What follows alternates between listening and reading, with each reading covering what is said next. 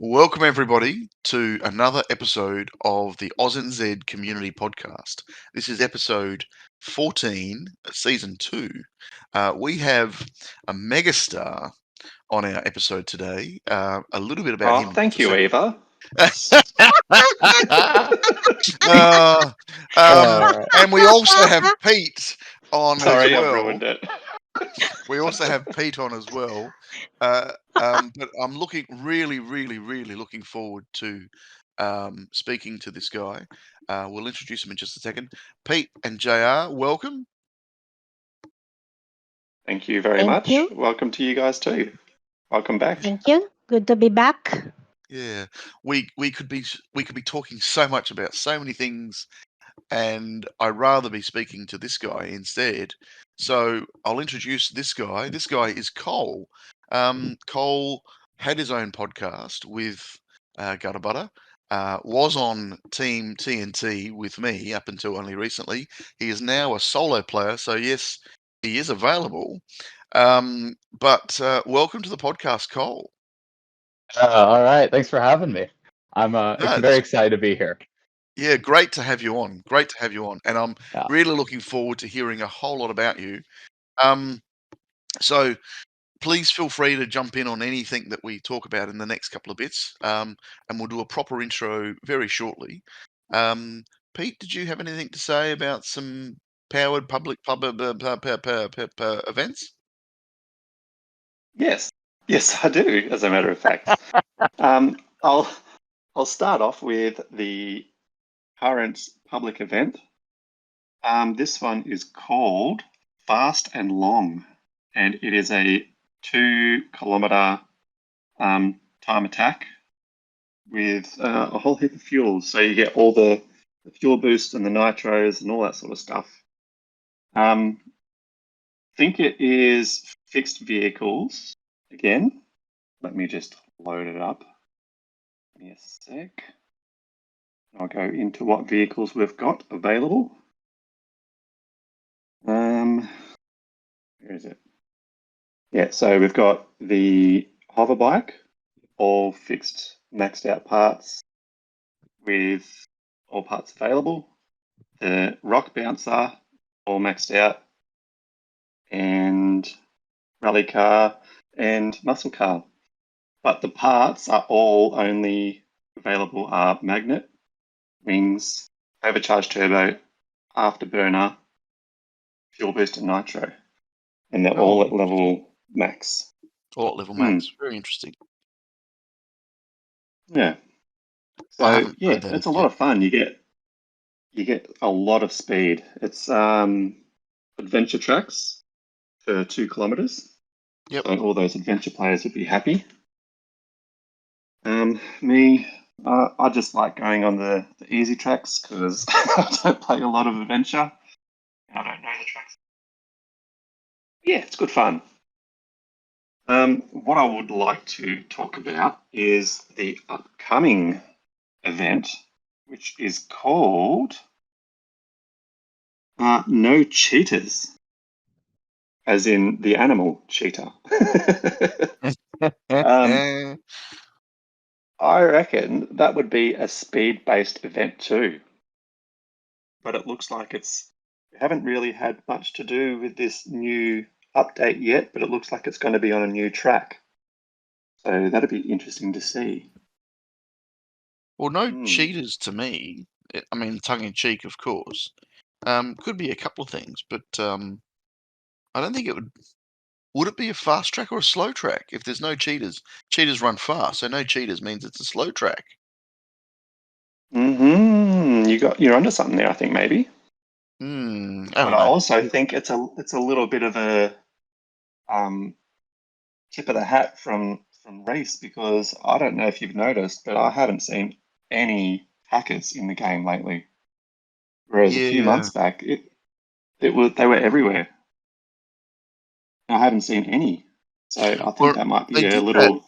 They did that server update. I don't know how long ago, which took us out for 3 hours or so. Maybe that was part of the server update. Maybe. That's good though. They definitely did something. Yeah, for sure. Yeah. Oh, very cool. So team events, I'll go into that. I'm still on the old hop, skip, and crunch event. I haven't tried out the new event yet, which started yesterday. So can't really talk about that one. But it is 4 tracks. One is the, what do you call them? The Mystic Cut track. Yep. Oh, I can't remember what you call them. But yeah, I've been using the rock bouncer with wheelie boost, wings, and afterburner. I've just been trying my best to fly over that little stump to land on top of the fallen log. Yeah, cool. Yeah, fly over everything, and then just reach the finish line to get a maximum of 6K score. Other people are using the scooter on this track with thrusters, fuel boost, and wings, I think. I can't remember what they used. I tried it out with landing boost for a little bit, but yeah, that further rock bouncer on this track. Yep. Track 2 is a multi-jump, and I've been using the Mark II Kanga setup. It's one of those ones where it has a whole heap of lumps and dips, and you got to try and bounce your way through without hitting your head on the ceiling. Mm-hmm. I'm not very good at that track. My average I'm is around terrible at that 2K. track. Is that the people... cave jump?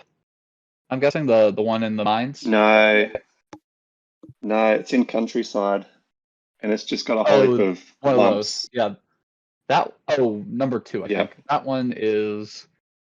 I haven't played it in probably a year, but last time I played that one, I remember if you're not using the Jeep or the rally car, I remember having problems if I wasn't using one of those two. Yeah, it's just nasty. It's one of the worst. Yeah, you've only got the... come on, why? Because they can. I play on a team with DeBill, and I watch DeBill disappear in front of me every single ticket over. No. Yeah, I get it. Yeah, you've went on that first bump and you're like, oh, I am screwed. And then you see all your teammates just fly forward, and you're like, what's going on? I get it. Exactly right. He's not even flying forward. He's disappearing. He's off screen after the first hit. But that's what Kanga does. Kanga, if you do it right, it's good. If you do it wrong, it's bad. Oh, and I do it wrong. Just probably the second bounce I hit, it slows me right down. See, I watch everybody else hit the second bounce and go forward. I hit the second bounce and go backwards at the same straight speed. Up. No, yeah, I go straight up. And I just okay, whatever. Mm-hmm. You just flip it's over just and not die. meant for us. That might be an option, I think. Just flip over and die. So yeah, I'm not sure how far 15K is, but people have been getting it on this track. Me, not very far at all. I think my best is around 6,000 score. Yeah, I'm terrible, but never mind. Next track. This one's a stay on the ground track, and it's a fun rig track. You've got the option of the Lamborghini, CCEV, or scooter left over. I'm using the Lamborghini. Yeah, just stay on the ground and just drive as fast as you can, basically. There's no other tactics that I can find. People have been using CCV on this track as well, with heavyweight, coin boost, and winter tires, I think. I'm not sure. But yeah, this is what I'm using, and it seems to do okay. Next track is the wheelie. I've been using the CCV with this one, and I've got wings, wheelie boost, and jump shocks. I like to use jump shocks because it just gets you out of tricky situations. sometimes. If you're like leaning back a little bit too far, you can jump shock and then do the electric charge, and that just boosts you in the air a little bit and it saves you. Have you guys got any other tactics that you want to add? No, not really. Not really. No? Okay. That is it for my events. I'm all done. On to you, Jackrabbit or Eva. It's not really a serious segment, okay, but I think most of the HCR2 players have seen the very first Climb TV News Network broadcast 101. Yes. Yes. Yes, I've seen So it. shout out to all the FS community managers who made a fool of themselves. Sorry, I had to say that. No, but shout out and congratulations to Sala. Girl, you rocked your outfit. I must say, you look so good in your outfit, Sala. And Reese, you're funny, but David is even funnier. That was so good.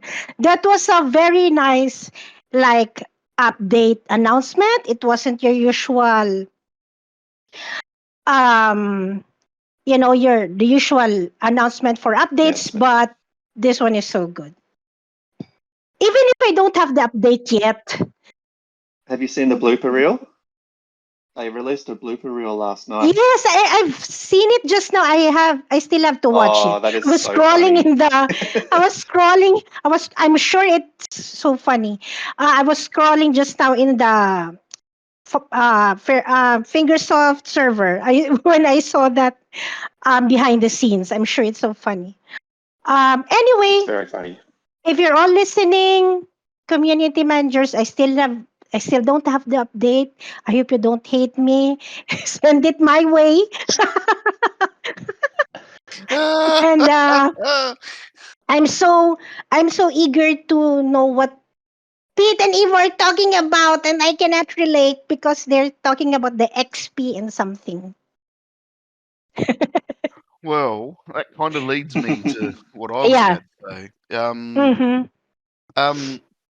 I've had the update for 5 days. I've managed to get my XP up to 93,000, but I still haven't had the first thing unlocked. So I think we might leave what we think of this update kind of till the next episode, because we really haven't played it enough to be able to put something down, and we can't really all talk about it. What I will say is the couple of things that I do like that have happened since the update is been the opening up of the hard tracks, the special maps. Forest Trials, Raging Winter, and now Intense City are free to play. There's no ticket. But you don't get 4 tickets anymore. You only get 1. So you can only play Skyrock Outpost once a day for free, which is good because I really need to work on those special maps. I'm trying to build my my stars. I've been having some tips from DeBell here and there to help me with stars and stuff like that.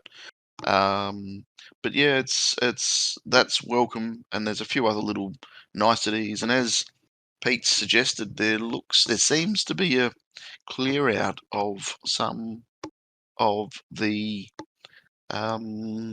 cheaters. So yeah. So the new theme Savannah looks to be a bit fun. There's giraffes that interact with you. There's hippos in water that interact with you. There's trees that you can drive over. So looking forward to having a bit of fun with that.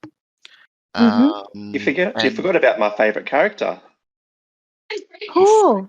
The baboon. Oh, the baboon. Baboon.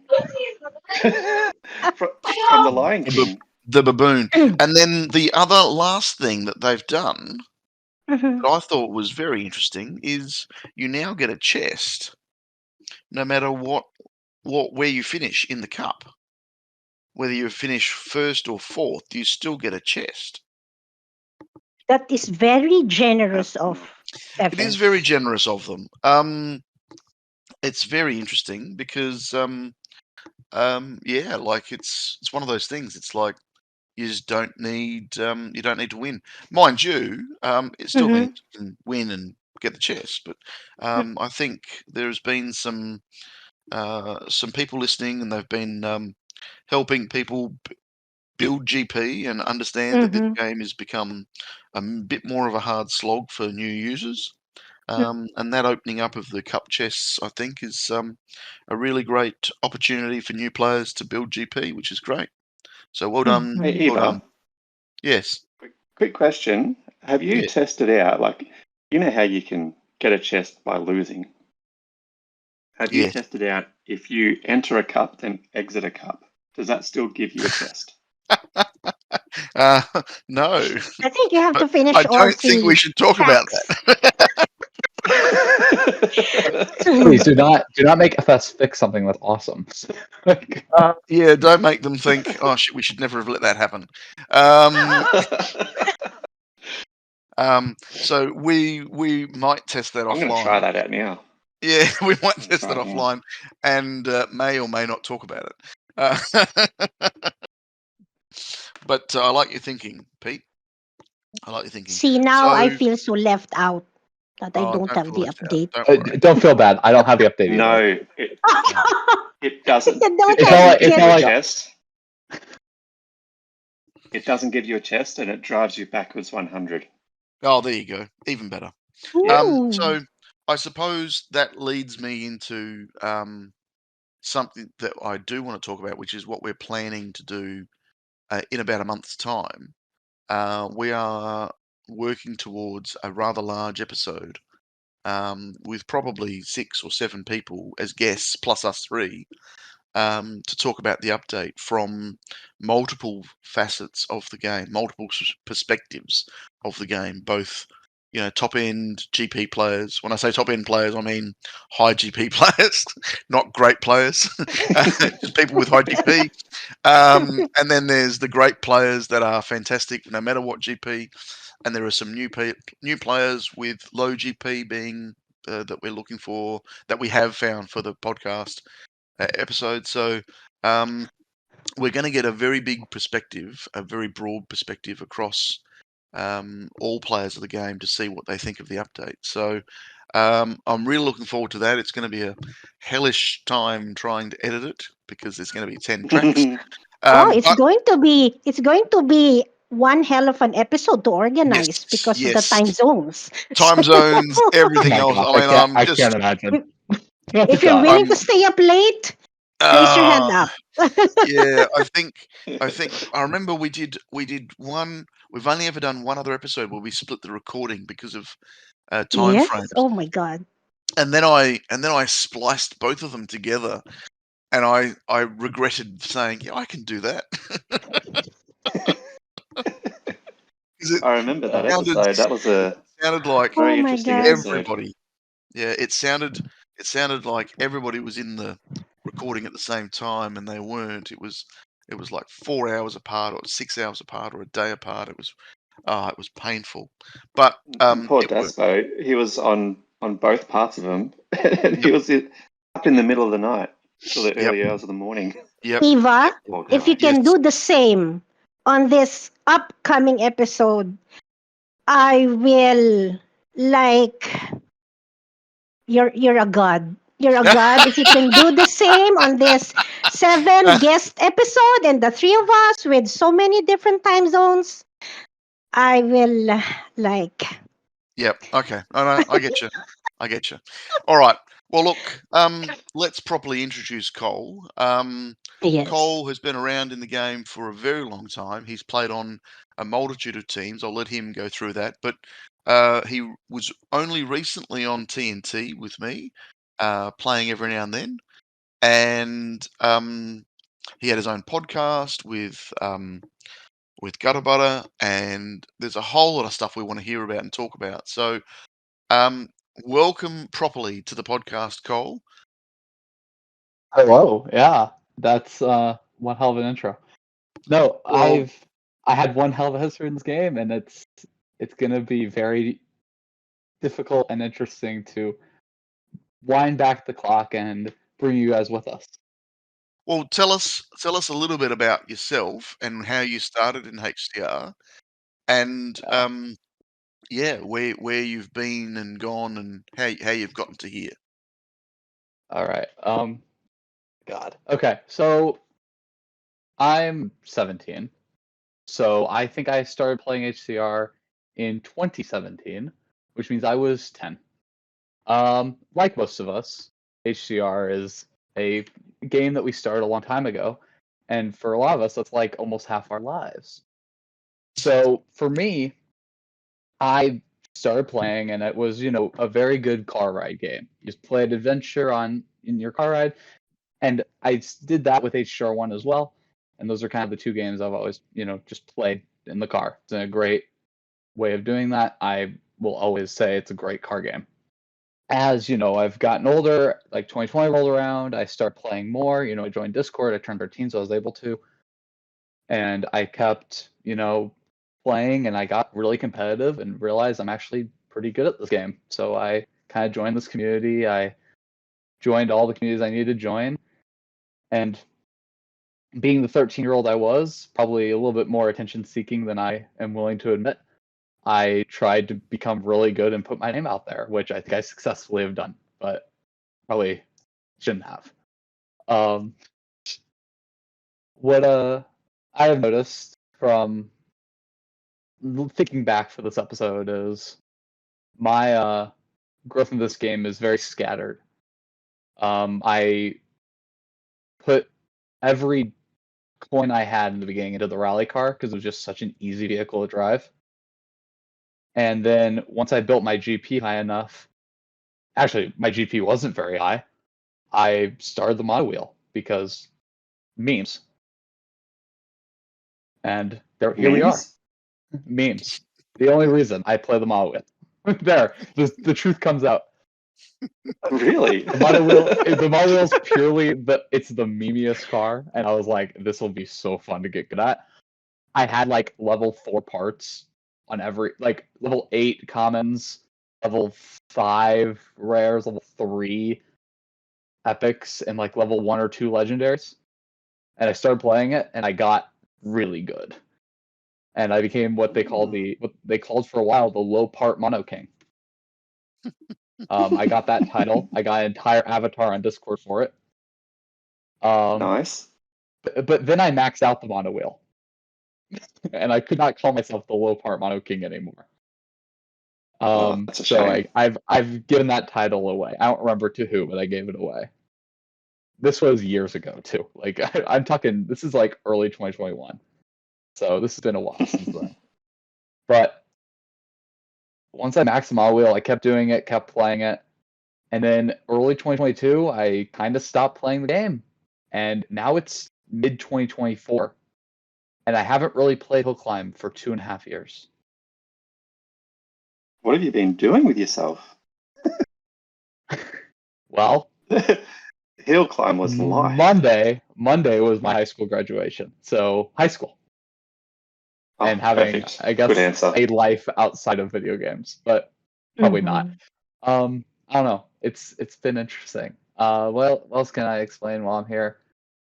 Early 2022 is probably one of the last times I actually played the game seriously, but I've always, even since then, I've played the game, casually, opened up for like 10 minutes here and there, play some adventure, play some cups, have some fun.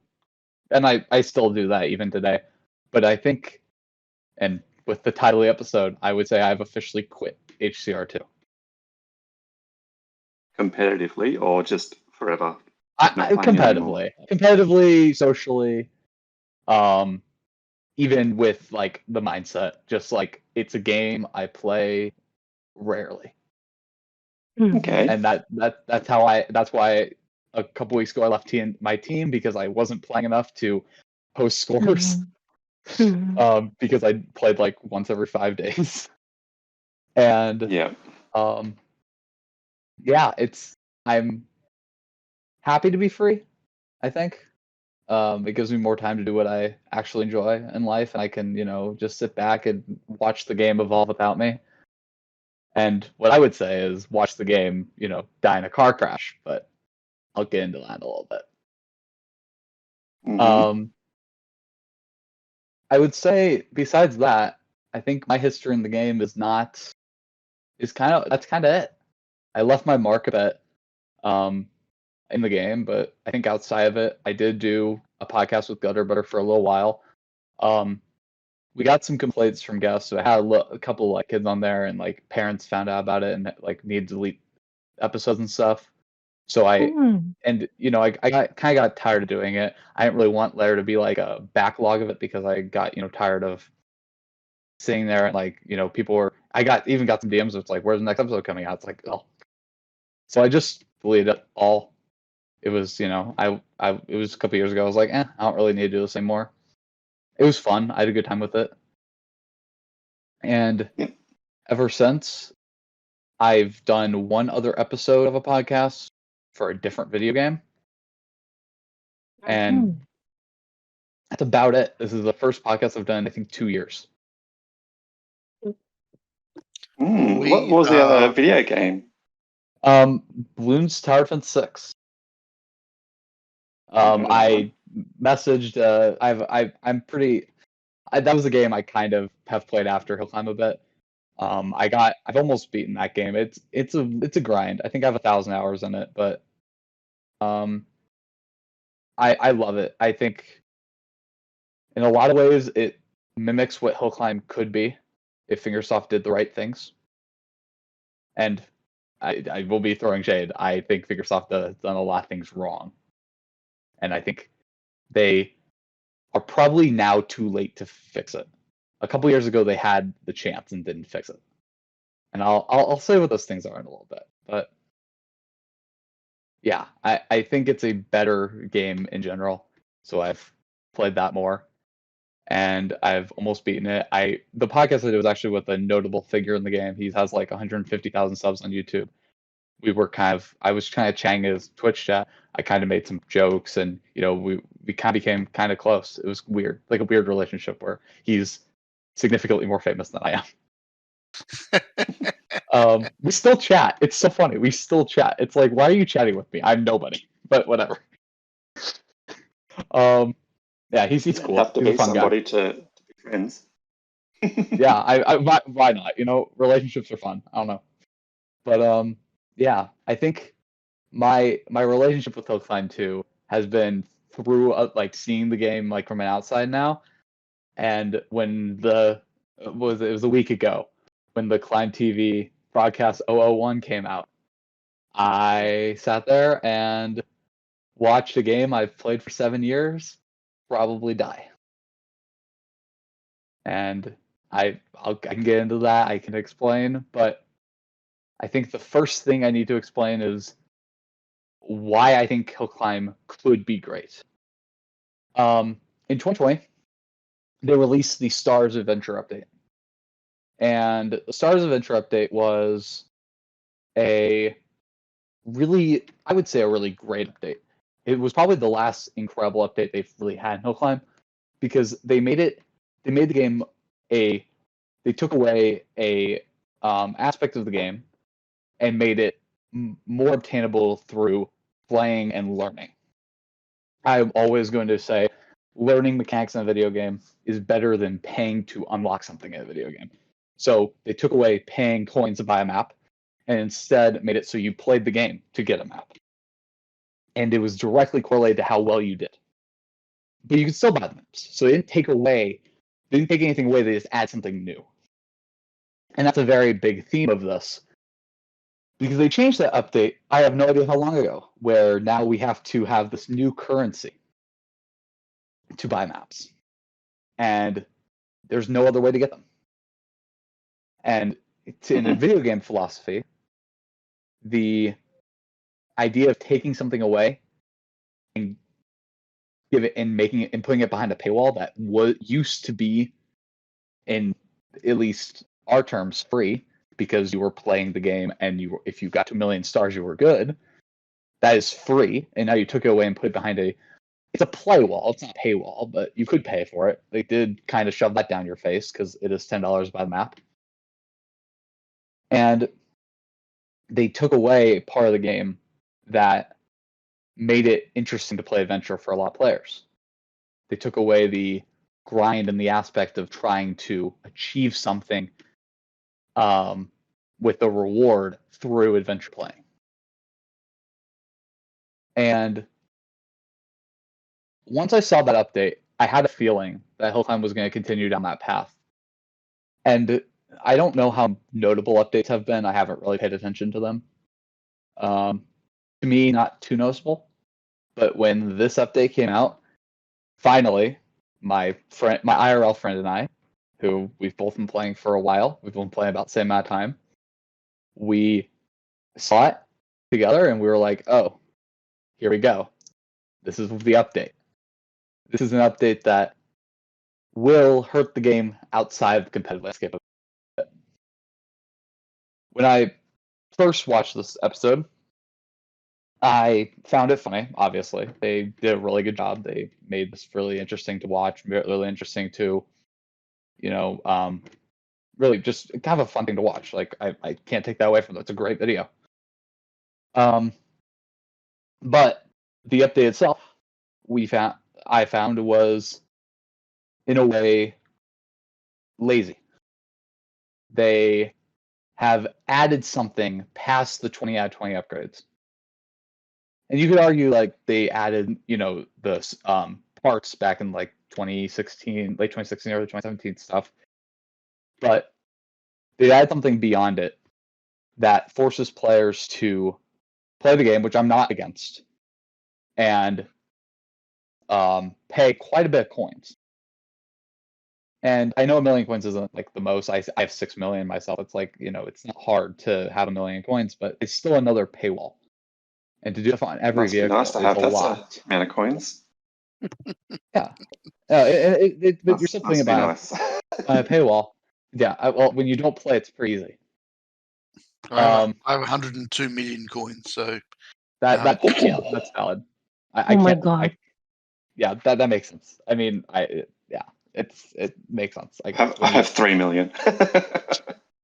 even my alt account has 20 million coins. Yeah, because I once had 70 or 80. I was like, Yeah, it's so I easy to haven't get coins. been Not really a I big deal. haven't been updating. The idea with the second account for me was always I'll only update a part or a tune that I need in a team event. And Yeah, over that's the interesting. 4 years that I've had it, it's finally grown to about 10,000 GP. But it's only ever been the cars have only ever been updated One upgrade at a time. and only for a team event that I needed it for. It's so interesting. I've got a backlog of parts that aren't, they're all green that haven't been updated because I don't need spin boost on whatever, or I don't need landing boost on whatever. I don't need. You're telling me you don't need the spin boost on the super diesel? Like what? No. Well, that's what I'm getting at, right? Like, so I haven't used spin boost on the super diesel in a team event ever. Well, Right? nobody. So I haven't. I haven't updated. I don't. You mean you haven't updated the thrusters on the rally car? On my old account, no. I have 17 of 17. But they're so parts. good. I have 17 of 17 parts, but it's just never been updated because I've never hit to pay to get it updated in coins because there's no need to. Mm-hmm. Yeah. No, I see. I get that. It's a very interesting way of playing. I don't know. I like the dopamine of upgrading a legendary part to level 4, but I'll keep that to myself. Yeah, but I have that with my main account. My main account is max. Yeah, you're right. You have a dopamine farm already. You're fine.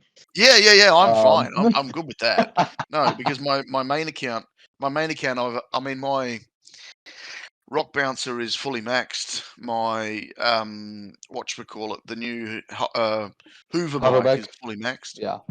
And yet I still don't have nitro for 11 cars. As in, I still haven't got maxed nitro for about 12 or 13 cars. Yeah, no, I get that. No, what? Yeah, for me, it's like, so the 1 million coins isn't like too big of a deal. But looking at the game and looking at this update, I'm more, and I think more people are mad about the fourth tuning part and not the whole thing. But more importantly than that is Fingersoft, instead of doing what a good video game does, which is adding something into the game to add playability and add fun and interesting gameplay, they're simply making the lasting gameplay harder to beat and achieve, and making it more grindy and more like, what's the word? Harder to get involved in. With this fourth tuning part, you're going to be forcing new players to max accounts to even compete for world records. And when I look at video games, and I've watched a lot die, I notice that a way a game can die is the player base simply says, no, we don't want to force players to do this and force them to grind and figure out how to get these world records, because let's be honest here, world records are part of the game that kind of keep it alive. If it wasn't for the competitive scene, there's a lot of players would stop playing. And I'm not alone in this. If you go on a computer and you download the Chrome extension return YouTube dislikes, and you go to the new video, I have it pulled up right here. This video has 778 likes and 1.4 thousand dislikes. 1.4. Look, and I know Fingersoft is probably listening to this because you've been on the podcast, stuff like that. That's not normal. Like, look, that looks fine, because people hate, online stuff. Usually you have about a 90-10, 90% likes, 10% dislikes. You have a 33-66 situation here. 1/3, 2/3. Fingersoft, you've messed up. Unless this update is magical and I'm messing something up, and I can't wait for you guys to figure that out. It's obvious the community does not like this. It's obvious the community is saying this is bad. This is not good for the game. And I am proud to be helping that dislike counter, because I don't think this is good for the game. This is the opposite of what you need to do. Let's look at BT6, a different game I play. What did they do? Well, they looked at the game. They saw people were modding and hacking it to, do new maps and new towers. And what they do? In 2023, they released a update that allows players to natively do what they were doing through mods. They looked at the community, they found what they wanted in the game, and they updated the game to have that feature. Everybody loved it. Everybody said yes. Fingersoft, stay here and look at your game. What are players doing? What do they want? Ask. You're in the Discords. You're in this Discord server. Ask. Figure it out, and then update the game. What I see here is I see a company looking at this game and looking at the number that means they're making money and saying this maximizes that number. And I think officially, and I've never said this about Hill Climb, I think Hill Climb's finally becoming a game where the main concern of the company is to make as much money as possible. Do you guys have questions? That is an interesting thing to talk about. The thing that annoys me about the likes and dislikes on that video is people have liked and disliked this video, but they haven't played the game yet. They haven't understood what this update is actually going to bring to them, or whether it's going to bring them anything at all. They've gone out and just straight away said, "This is no good. It's going to affect people's records and all that sort of stuff." And yet, in the first 5 days of playing the game, I'm sitting there going, "Yeah, I don't think there are people that are just going to go, you know what? I can't be asked doing all this work to upgrade these cars to go a little bit faster with the sports car, or a little bit faster with the monowheel, or a little bit faster with the racing truck. And from the way that they've, basically made it one follows the next, by the time they get to the rally car or the muscle car or there's 25 or 26 cars now. By the time they get to the last car, if they do all of them at all, you'd have had to have played the game for a year to basically max them all again. So that's not my problem though with the update. That's not my problem at all. I think for the people with a very high max account, this is going to be really good. Yeah, that's what they were saying a lot in all of the press or the releases. I completely agree. However, if I people remember are correctly, saying that that's going to ruin the game because people are going to lose all their world records, but they don't it's not understand. It's not about that either. It's about grind. It's about a big grind taking to be able to get that record. It's about taking something that is obtainable and making it harder to obtain. So, if I remember correctly, level 17 parts are, if you get every vehicle 17, 17, 17, 17, that is roughly equal to maxed vehicle. Roughly. It's a little off. It's not quite, it's like 95, 96%. Well, it's funny you say that. All of my alt cars are 17, 17, 17. We're at 17, 17, 17. Because it doesn't make sense to upgrade past that for most cases. Yep. What they've done is they've made it so you have to do that. And looking at it from a perspective of a new player, you're going to make, and of course the cost of the upgrade increases as it goes on. It is costing way more. It's going to be way harder for a new player of the game to get into this game in order to actually have fun with it. And that's my problem with this update, is you're taking away something that from new players and from players that are going to download this game for fun, who may want to get competitive with it, and they can't. For BT6 example, I got competitive with BT6 after like a week of playing because it was super easy to max your account, and the rest of the game was about getting achievements and doing the best you can in events. That's great. Hill Climb is a little bit different, a little bit harder. I'm not saying it's bad, but getting every tuning part to 1 or 2 away from max and getting everything to 17, 17, 17 is relatively easy. And you can get into, team events, public events, and compete really well with that with a decently new account. Yeah. But now they're going to make team events and public events impossible for new players if you don't have all 4 tuning spots. So, I don't think so. I honestly don't think so, because 4 tuning parts, as much as everybody goes, yeah, that's amazing, that's amazing, that's amazing, 4 tuning parts will not make a car so much faster. I disagree entirely, because I've watched what happens to world records when they find they don't need a tuning part.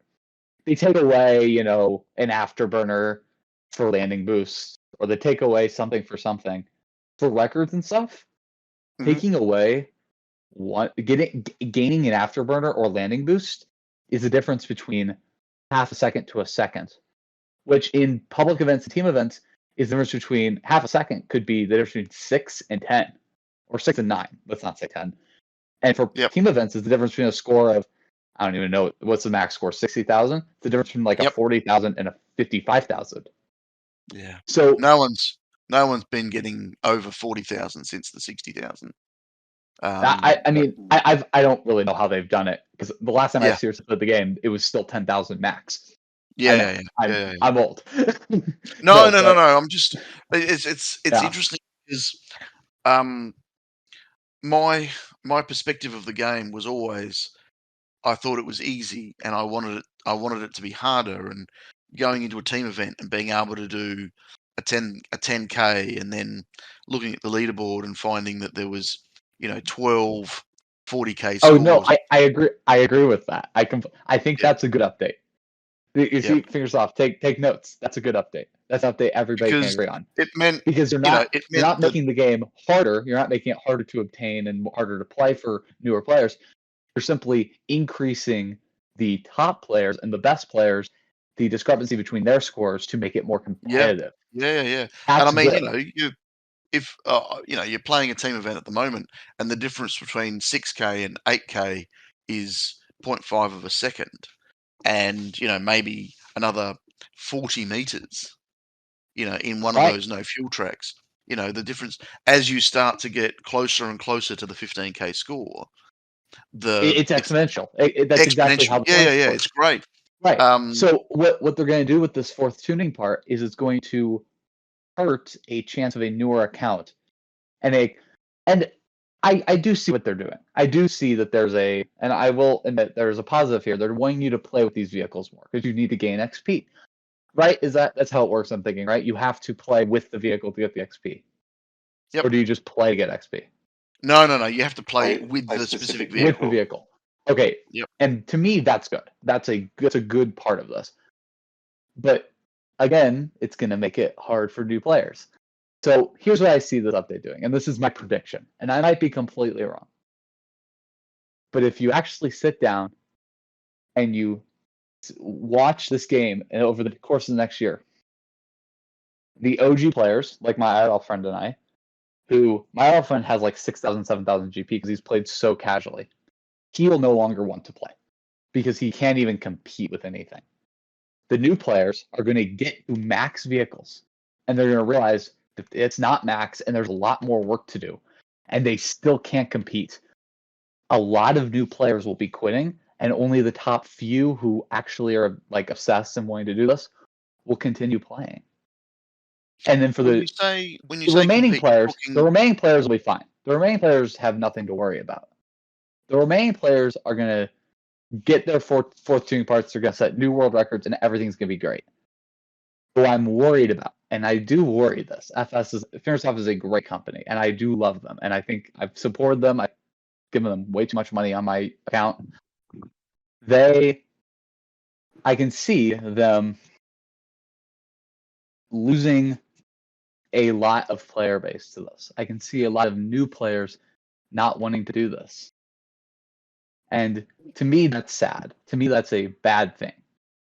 And of course, I could be wrong. Maybe this brings new players to the game because new updates drives traffic to a game or whatever. But I think there were better ways of doing this. And I think there are ways that Fingersoft could have done this to make the game better for newer players and older players. Look at I love this example, the Stars update. They made it so newer players could play Adventure, get familiar with it before they unlock new maps, and they can unlock new maps for free. So they actually made it easier to obtain new maps. And then for players who are already playing, if you were good at Adventure, they made it so you could just get the maps for free, and you get rewards on top of that. Everything's great. That is perfect game.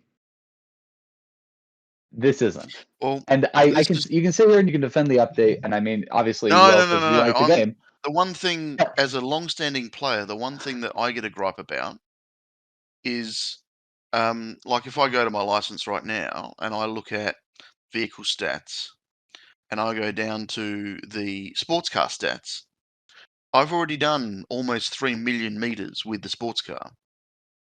I've won 825 races with the sports car. All of that stuff. All of those stats are null and void because I have to start again. So for new players, all those stats. So my experience with the sports car, my previous experience with the sports car has been null and void, right? So I get nothing for that. But someone who's coming into the game, who's new to the game, is building experience points and their car and their GP all at the same time. And I do see that, and I do see where that is helpful. But more importantly, there's a dilemma here where, yes, you want the player to play with this new vehicle, and that's how they should max it. But also, what you're doing is you're taking away from the remaining players. So looking back at the adventure update, I think that's kind of the turning point. But base my argument here is they also didn't do that. A new player, every single map they raced, every single adventure map they played with a vehicle counted, but an older player's records didn't. Did that stop anybody? No. No, it didn't stop any of us. We just played adventure more. It got us So back into the game. We had to play adventure more. It got us back into the game. Yeah, This it got us will back playing the force game. us to play. Sure, this update will force us to play vehicles that we haven't played in a while. But it'll also, and I think the XP of the vehicles and this update for making it so you have to play these vehicles, that's just like adventure. That's a good thing. And I think if they did this in a way that rewarded playing with the vehicle to unlock maybe customization or to unlock coins of chests, like let's say you play 10,000 XP with a vehicle, and maybe you get a chest for every 10,000 XP you get. So it will reward you for playing with vehicles. And it will reward you getting vehicles up to, I think, was it level 4's max or whatever? Yep. That could be interesting because you're not taking anything away and you're adding something in new. But instead what's happened is they're taking something away. They're taking away this, alt account of Eva's, where you have a account that isn't fully maxed but is still competitive. And that's a good thing for a game. Accounts shouldn't have to be maxed to be competitive because because it's easy to get a non-max account. It's what this update's going to turn into is you're kind of going to be forced to have a max account to be competitive. And as someone who's, I guess, I will say on my own, I've already said I've quit the game. As somebody who's looking from the inside, if I wanted to get back into this game after a long time of playing, after this new update, I can't. I will not be able to get back into the game. It'll be very hard which is why I'm not doing events anymore. I'm keeping all my playing to adventure and whatever. Like I don't really care. Like now I've deleted an entire aspect of the game from my personal playing because of this update. If it wasn't for this update, I may still be on a team playing because every time I did public events, and maybe Eva, you can remember, I'd sometimes shoot top 3 on TNT, even though I haven't played in a while because the skill is riding a bike. But that won't happen with this update. It will force players to play the game, and playing the game, does that make FS money? Yes, but there's gonna be people who don't want to get back into this game because of this update. And I'm speaking from this. My IRL friend and I, we're speaking from this. We've had this conversation because we've met up and we've talked about this. Yes, we're nerds. Yep. Don't ask. And more importantly, players like Bada HCR, someone who quit the game a couple months ago, who deleted the game from his phone, who deleted all of his Discord stuff, all his YouTube stuff. He's done with the game. If he ever wanted to get back into it and find his new old account, he couldn't. Because if he found his old account and started playing again, he would have so much work to do just to get back into the swing of things. So, but this update permanently stops certain players from playing. So that's my outsider view of this update. This is I see it. Objectively bad update in a new player base and non-max GP player base. Now, you have a question? What? I have a question. A sort of hypothetical question. But first, I want to ask Cole, do you have a second account? I used to, I think. But you don't play it. I don't have a second account.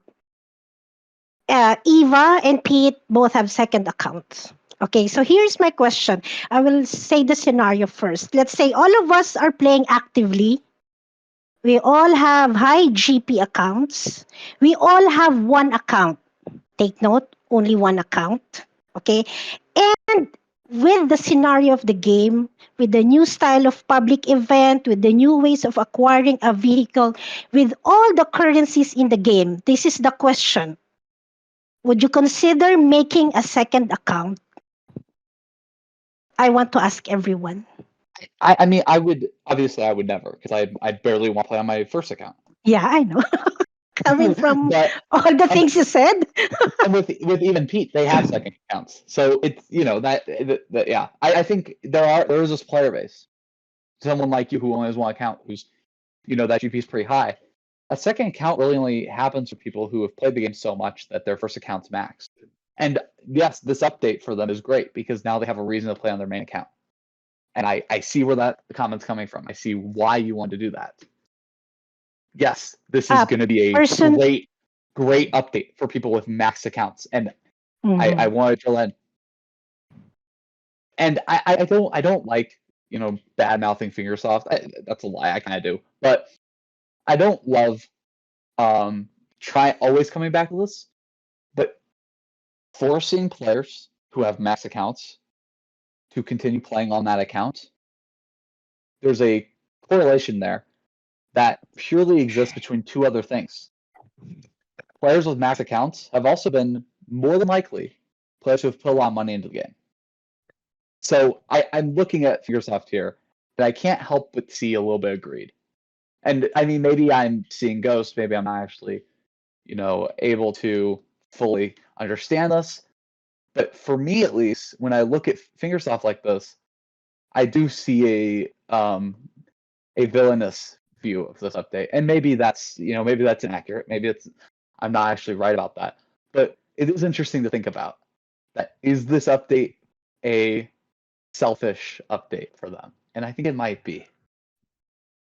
Well, in answering JR's question, I Mhm. probably currently now wouldn't raise a second account.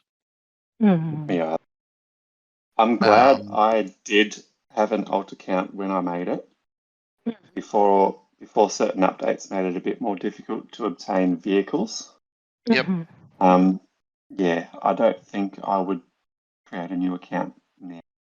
That makes And then sense. other part of that is to the second account. I joined a second account. I got a second account so then I could do better at team events. I could do more practice at team events. And it was nothing to do with GP or anything like that. Hence why, there was that very strict, I'm not upgrading a car or a vehicle or part until I need to.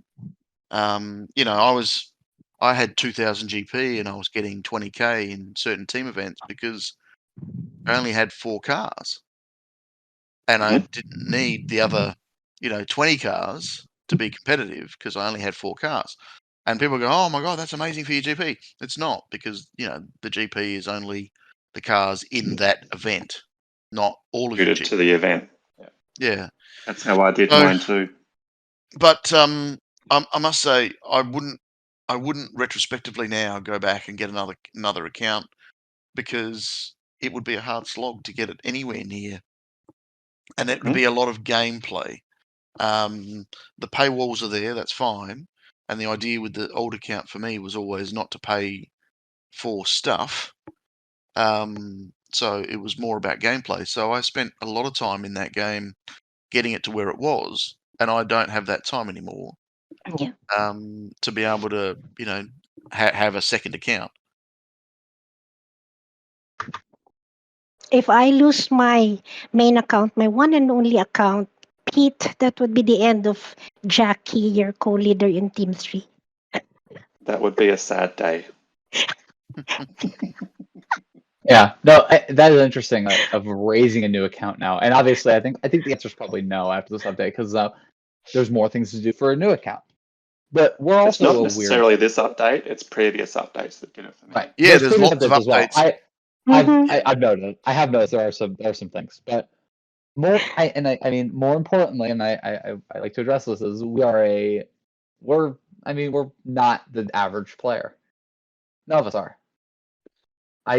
We play this game probably way too much. Like we like when I played this I game, I am was a playing pretty average hours. player though. You're an average top player. You're not an average player. No. I'm an average player, trust me. In time, maybe in skill, but I digress. Oop, we You've lost gone him. He's quiet just there, Cole. muted. Is he on mute? Does Yeah, he he's know on he's on mute. mute? We're telling him right now, so I'm sure he does. Cool. We can't hear you. Well. No, you wouldn't make a second account, would you, Jackrabbit? Not at all. I will not start over. No. I still remember the days when we were first doing the podcast. We were asking Reese When is the next update? When is the next update? Now we have too many updates. Man, let us catch up. Slow down. Yeah. Do you I remember did that? notice one major sticking point for this most recent update. I mean, we didn't mean to be talking about the most recent update too much in this Yeah. episode, but it's just kind of Mhm. happened.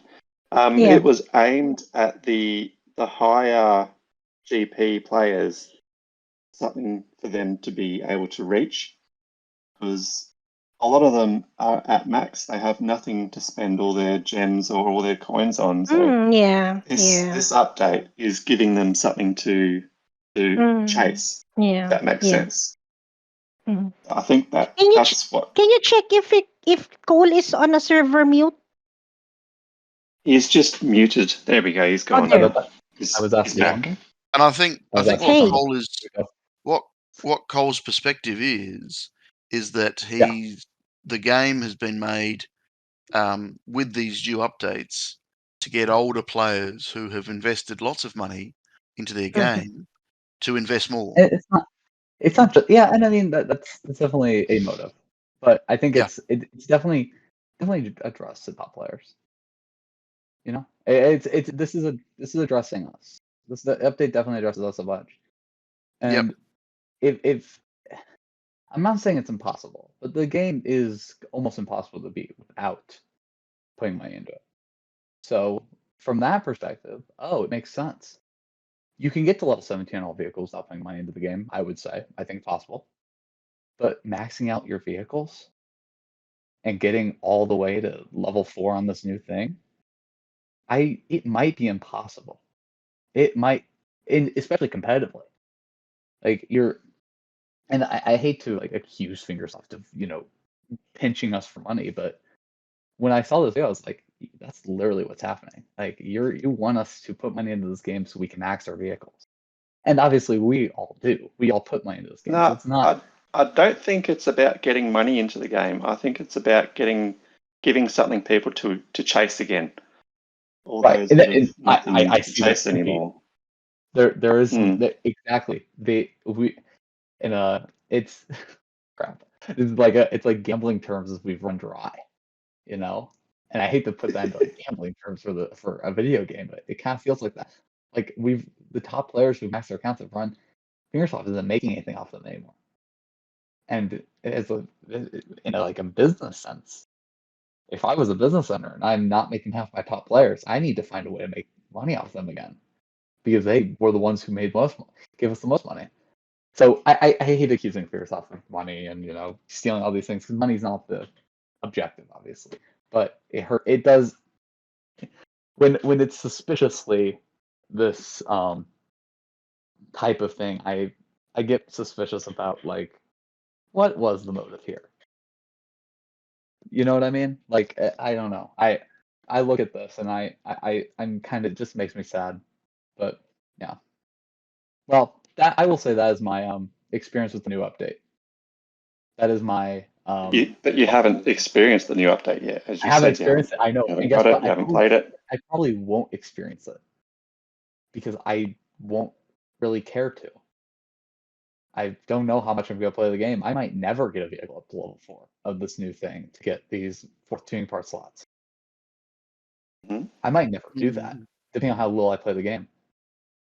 So, like, and I think about, I mean, we're obviously a weird bunch because we play the game a lot. But if you think about, a like, I don't want to say we're not normal people, but if you think about like a normal person, just like who plays the game, every once in a while for fun, like 99% of the player base, they're gonna see this stuff and they're just gonna feel like this is not worth it. This isn't worth putting time into. And I mean, I've I don't know. I've been very, very pessimistic about this update, and I think it's important. It's important for my someone to be thoughts on pessimistic. like part of all of that is, I mean, how does someone play the game for fun, right? So if someone who's playing the game for fun, they won't join a team, they won't do team events, they won't. They might do public event, they might do cups, they might do adventure. right? And they might not Right. join a team because the team events aren't fun. They're excruciating and throw the phone across the room type thing. So I'm I'm tending to think that the people who play the game for fun won't have anything to do with the update because they're the people that will go into cups and play cups. And But cups has an the, inbuilt algorithm that the basically moment, you're playing against your own records. though, that a for fun player wants to be competitive, we were all at that point. At one point in the game, we downloaded the game, played it for fun, then wanted to be competitive. The gap between going for fun to competitive is widening. It's widening, yes, for sure. But they've still got a game that's fun for people to play, 5 minutes a time in the toilet. And then they've got a game that people can get really serious about. And And I think you probably do account for a lot of players there. yep, There's gonna be a subset, and I know people in the subset. Someone like I would say myself who, plays the game, who played the game competitively, yep. and of now wanting to play the game more off and on. For people like us, this isn't a good update. And I mean, obviously, that's like I wouldn't say I'm the only demographic where this isn't a good update. I'd say there's a list of demographics that are not that this doesn't work for. For example, someone who's played the game for a long time, who's joined a team, for fun, plays the team event, plays literally like 10 minutes a day, 15 minutes a day. Maybe has 7,000 GP, 6,000 GP, somewhere in there. Yep. They won't like this update because they can't. As soon as somebody in their team gets that fourth tuning part, they won't feel like there's any point in playing team events, and they'll go back to that casual state where they don't even play teams. If you look at the team list, there's so many teams with players with 7,000, 6,000 GP. I think there's a large community in the game who are like that. Like a huge number of people who have 6,000, 7,000 GP and play the game 10 minutes, 15 minutes a day. And I think this is not a good update for them. This update will hurt them. No, and I think it wasn't aimed at them. I think you've hit the nail on the head. You're basically saying this was aimed at people with, 12 plus GP who have, 1 million coins, who've, grown tired of playing adventure because they've gotten to the point where they've gotten to maybe 2.5 million stars, and they go, well, I can't be asked getting the sports car to do 10,000 stars. I can't be asked getting the mono wheel to do 10,000 stars. It's basically impossible for even the best mono wheel players too. So nobody can be bothered to do that. No, but what I'm trying to say is, so there's that subset of max GP players, and I'm trying to get away from saying good players, great players. No, I And disagree with. Like there are great players with 4,000 GP. exactly, My and that's my IRL friend, he has 7,000 GP. He is better than me on most days. yeah, and I've always spruiked that GP does not equal good player. Yeah, exactly. I'm raising my hand. GP does not equal good player. Team 3 is definitely an example of that. Yes. I've got 8,000 GP on my alt account, and I'm getting absolutely pantsed by people with 6,000 GP. Yeah. Oh yeah, no, and that happens all the time. I'm 11 GP just because I upgrade my parts so that I wouldn't scrap them accidentally. That's what the access button's for, Jackrabbit. No, Yeah, that's I what the mean access the parts button's for. that I could. No, I've done Yeah. it. I have done it. I've messed that up. I've made that mistake. No, it's interesting. Yeah, It's Look, interesting because I do see this. This update's going to be interesting to watch, and I'll continue keeping up with it. I'll see what people think.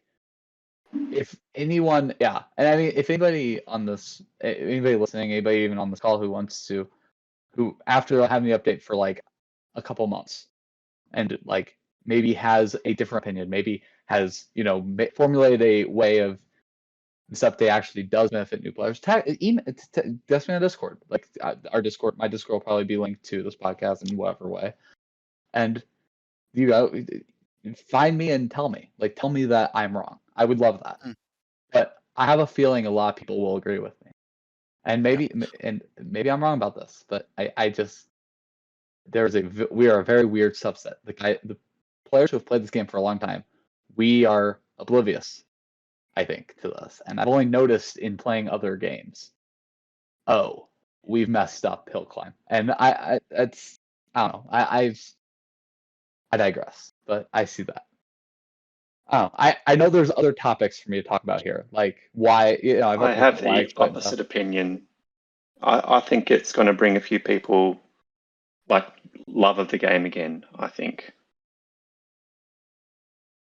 because people will want to get to that fourth part to be able to be competitive, to get their lost records back, or be able to get their first world record. I think it's going to be good for the game, and it's not going to be an instant thing. People are going to want to try get these masteries, so it's going to take a lot of time to get there. With every vehicle being released one per month. So far, it's only one vehicle, and it's actually got me playing that one vehicle again. Like I'm getting personal bests on tracks on cups that I've never played that car. So I think it's good. It's going to bring back a lot of kilometers in team chests. Yeah, I think it's going to be good for the game.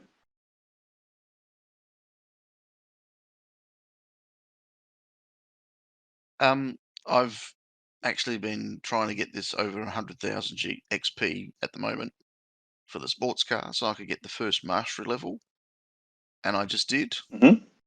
And Woohoo! I just did, and I'm playing cups with the first mastery level attached, and it doesn't seem any faster.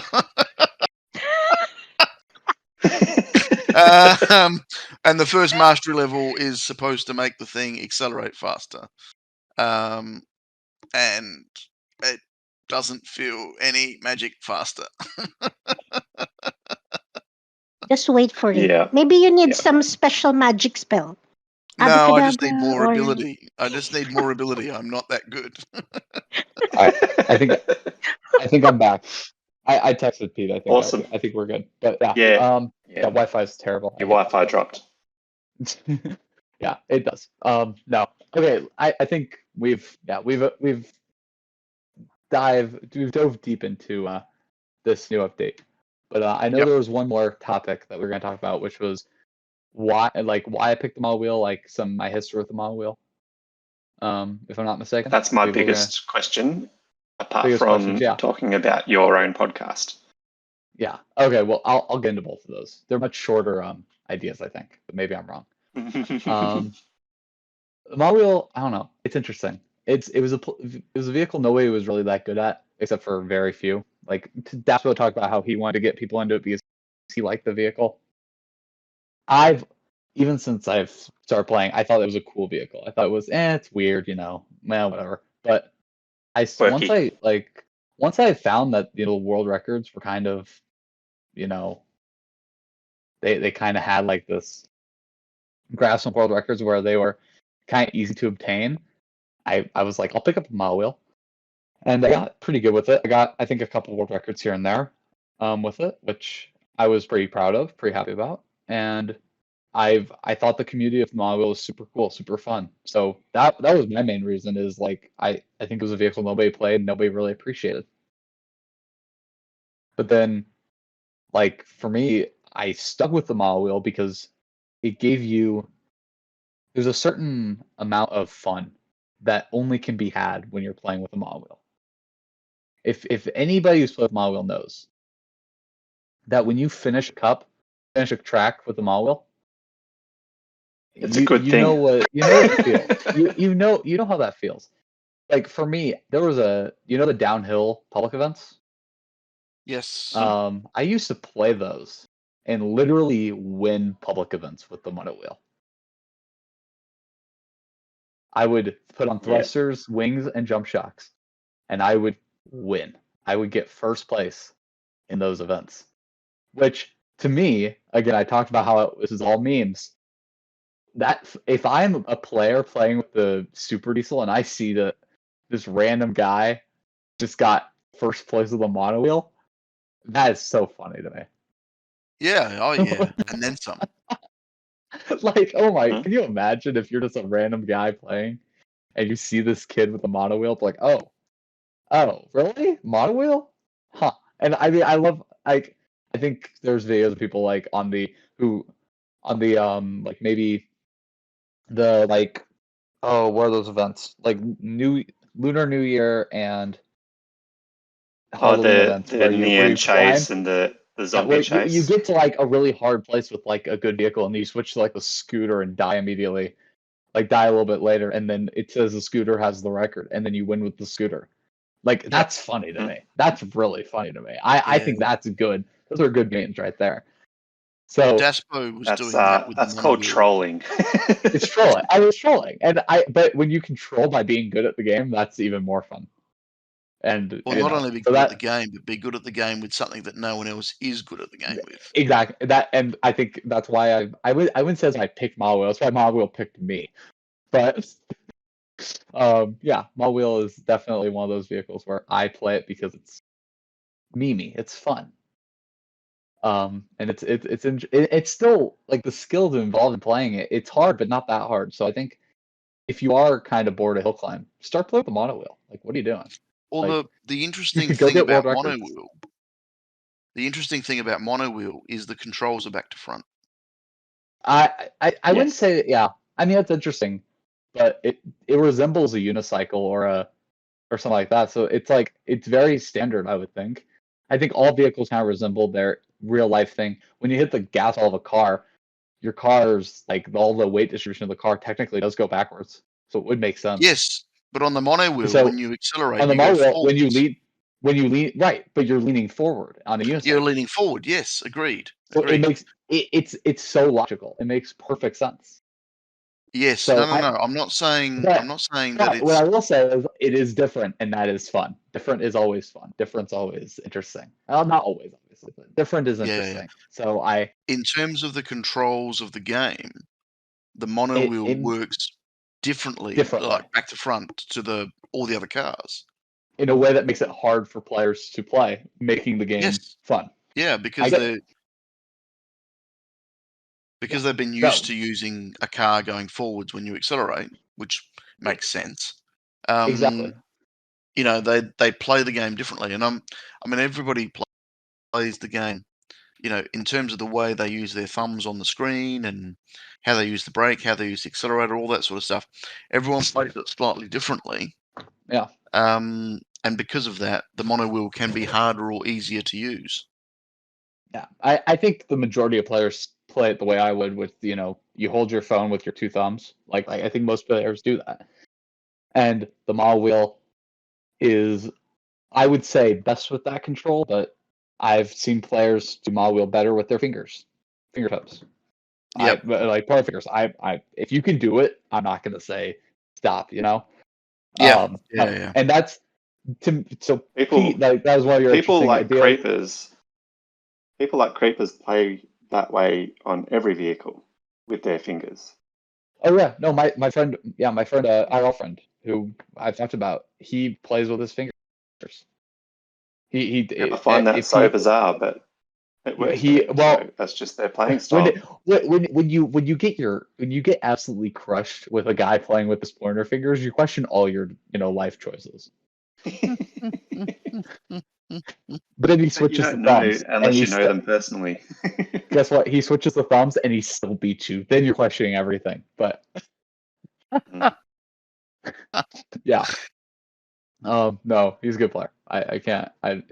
He's a good player. And therein lies my thoughts that a good player, as in a good player, no matter the GP, will always be. GP is meaningless. GP is completely meaningless. Yeah, completely. And yeah, I think it's wrong to think there is meaning to it. Yep. Yeah. Yep. Yeah. No. Indeed. So tell us a little bit about the old podcast? Yes, please. How did that become? Like, what made you decide to How did you start meet a Gutter Butter, podcast? and why Yes. did you start doing it? No, sorry. I had something to deal with. No.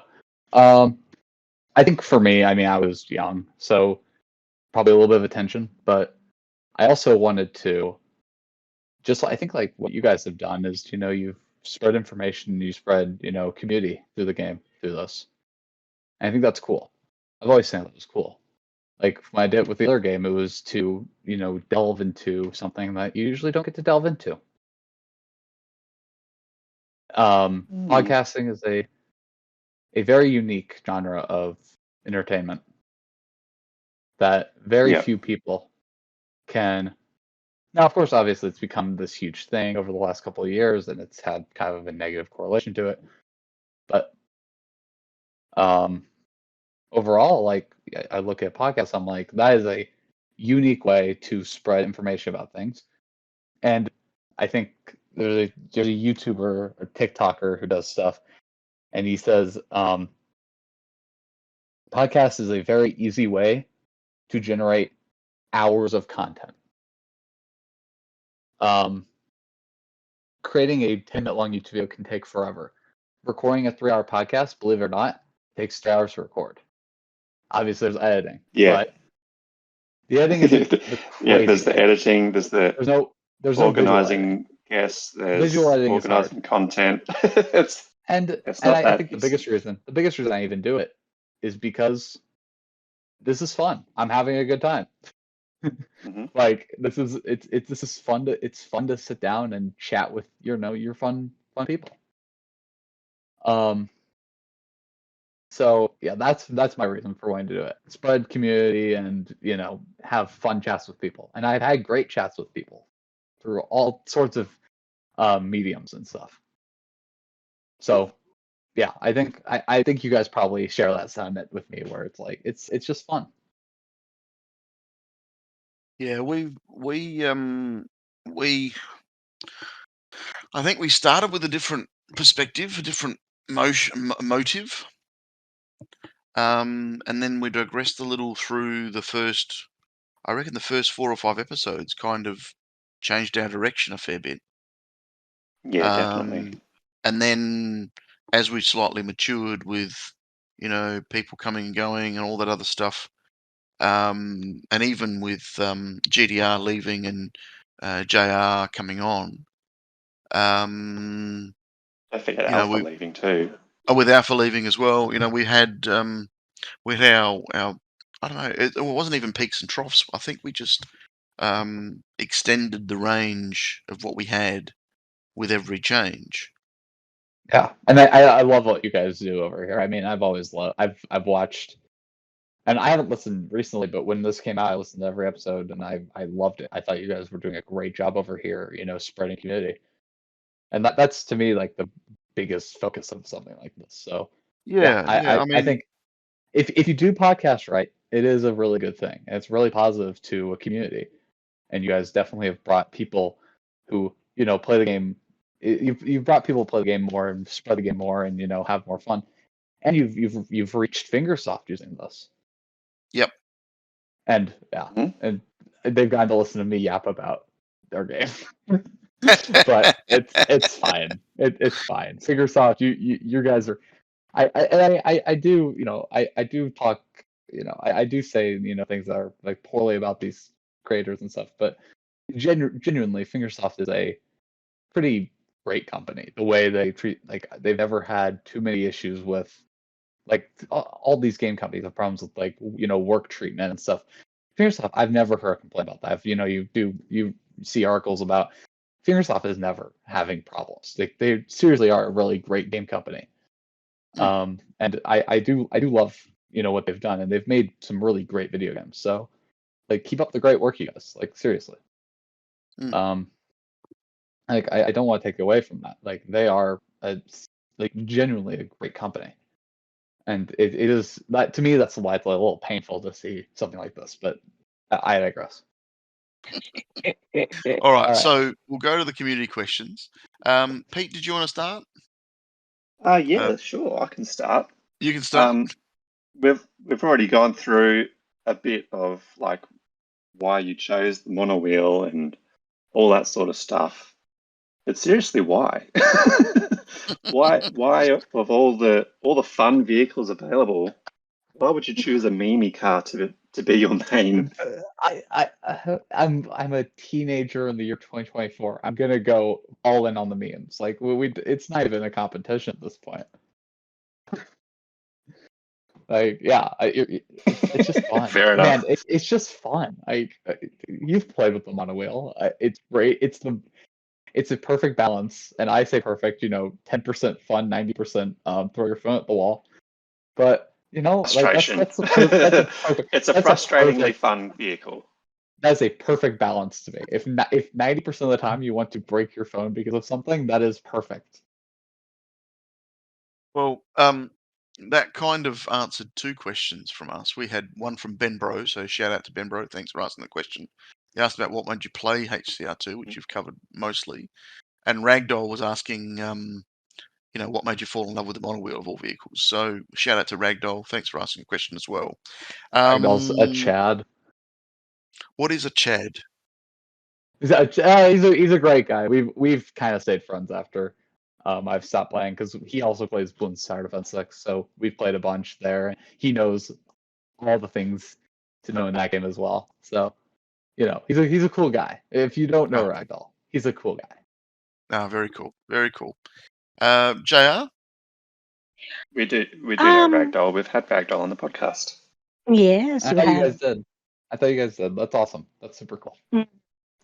So I have a fun personal question. Since you haven't been playing HCR2 lately, what are the other hobbies that you enjoy doing on your free time? Yeah, I saw this question, so I haven't really talked much. I got into BT6 a bit, and I've played a lot, so I've talked about that. But in November 2022, I have kind of nonstop played chess, and Oh yeah. I've gotten obsessed. I'm literally like I'm playing a correspondence game with friends, as we talk on this podcast. I will not lie to you guys. I was also playing a little bit of chess earlier at the start. Yeah. No, I've gotten. What is your opinion on castling?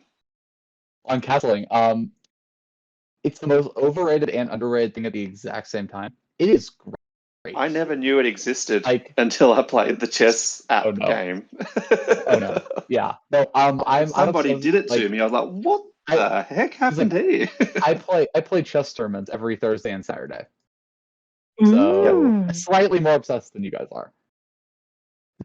Yeah. No, I love chess. It's a great game, and the community around it is so amazing. Like, oh my gosh, it's impossible to explain how great the chess community is. I think it fits into your nerdy nature. Oh yeah, no, for sure. I mean, I've made entire friends over this game. Like, or like IRL. Like, I went to this is really not too personal, but the state I live in, there's a camp every summer that brings 2 kids from every school, high school in the country who are going into their junior year, to this camp. So it's about 330 kids, and they basically, you all get to nerd out about something you love. So for me, I got to go to a math class for 3 hours every morning, and a escape room class for 2 hours every afternoon for 3 weeks, and it was the greatest 3 weeks of my life. And at that camp, you pick a bunch of nerdy people, you expect a lot of chess. Yes, there was a lot of chess. I played chess maybe, I'm not lying to you, I probably played chess 5 hours a day at this camp, because every meal you hour and a half to eat, ate for about 5 minutes, and then use the hour 25 to play games with people. And then on top of that, I've gotten good enough to the point where I have photos of this, and maybe you guys can upload photos as a bonus for the podcast. I have photos of me absolutely crushing people with the blindfold on. Oh. That's insane. That's nasty. How? How do you do that? Okay, so it looks impressive. It does. I have to admit, it's very impressive. It really isn't that hard. You just need to understand, the pieces to the point where you can, kind of visualize it, and you just have to have a decent enough memory to basically be able to remember the moves from move one. So if I play a blindfold game, I'm not keeping track of the position. I'm literally replaying the game in my head over and over and over again from move one. Interesting. Very interesting. It's fun. Very Yeah, cool. Yeah. Yeah, it's nerdy. It's fun. I enjoy it. But yeah, so that's in my late obsession, and I think I don't want to say it's healthier than a video game, because it's definitely not. But I do feel you do feel a bit better about spending hours and hours and hours on something than a video game. Like, sometimes you walk away from playing a game for 4 hours or so, and you feel like you haven't really accomplished much, and you feel like you have some work to do, you have other things to do, and I've been pretty busy because I do a lot, and it sometimes just feels icky. But when you play chess, you're learning, and you're like you study the game, like I study it. So for me, it's like, oh, okay, that's not too bad, because I'm just I'm learning something as when I play. So it's like this obsession that won't really die out ever, because there's always new things to learn. There's always new things to improve and evolve on. So, yeah. Hey, Cole, just real quick, I pinged you in the general chat channel. Oh, that particular board, I made that board. That's sick. That's super cool. I made that as a birthday present for my brother. Oh, that's so nice. Out of 3 different types of hardwood. I'm probably gonna. I'll be buying a nice board for myself in the near future. But yeah, that's cool. That's awesome, man. That's sick. Very nice. Give me a. I'll probably want some close-up photos of that later. You can give this to me. Oh, Pete, I you're don't gonna have many. You're gonna have to send me some shots of that, please, so then I can You'll upload them to the YouTube channel. You'll have to send me a board at one point, Pete. Like, this will be. International shipping costs are expensive, but who cares? No. My brother's in possession of it, because it's his board. But whenever I visit, we always play. Whenever we go camping, we always bring it. I'll have to get some photos out there. That's awesome. All right, that's cool. Yeah. No. Okay. Chess is an obsession, a lifetime obsession. Unlike video games, which are kind of temporary. I think that's why I've kind of stuck with it. I don't know. It's interesting, and I have my I'll let you guys. It's very cool. It is cool. All right, I so think it's cool. It's fun. I've got a question, which was my own question. When you had your own podcast, did you have a favorite episode? Oh, for sure. There was what's that guy's name? There was one where we did an episode where we did like a switch where the hosts were the guests, so there was somebody else interviewing Gutterbar and I. Yep. And that was super interesting and fun. I remember that. That was fun to do. I actually liked that. I remember doing that, and that was very daunting. Being on the other side of it was like, cool, this is Well, the worst part of that was that JR was one of the first people asking all the questions. Pete, you have a question? Yeah, let me have a look through.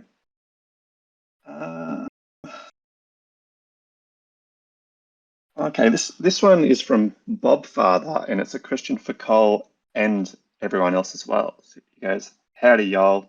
My question is, if Fingersoft was a publicly traded company on the stock exchange market, would you buy into it? Huh.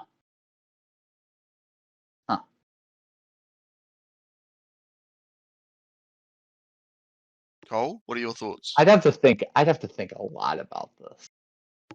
I don't see their stock going up personally. But I would definitely throw some money at it just for, shits and giggles.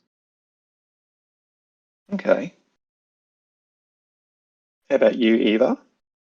I would probably put some money into it, considering I put money into the game. So, yes. That's valid.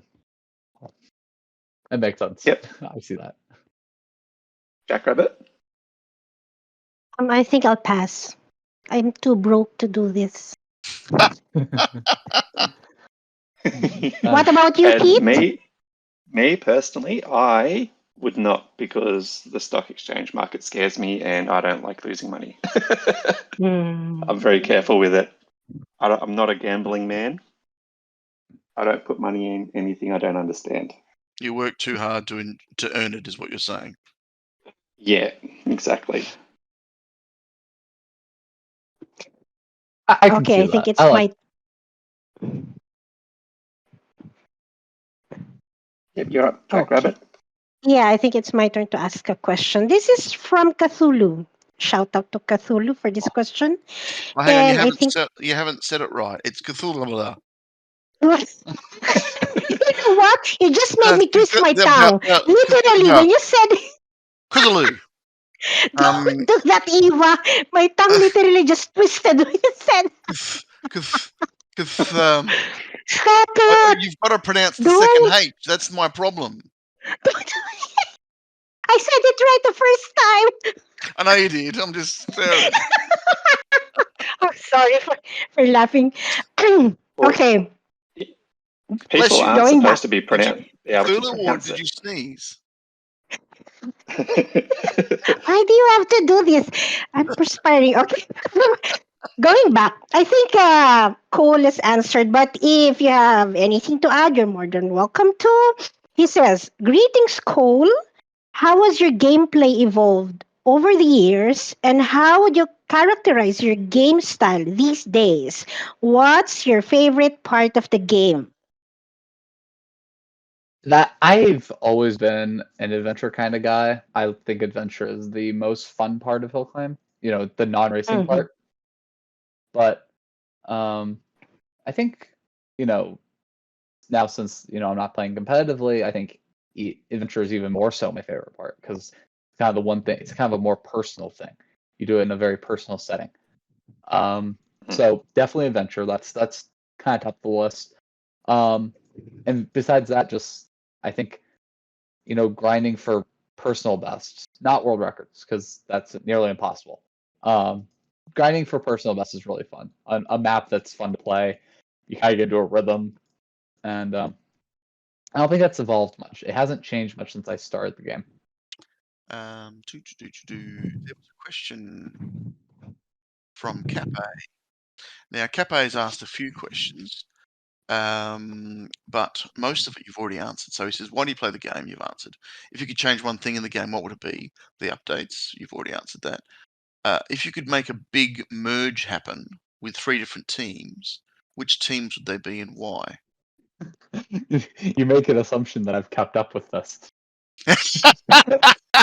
No, I threw you under the bus on purpose.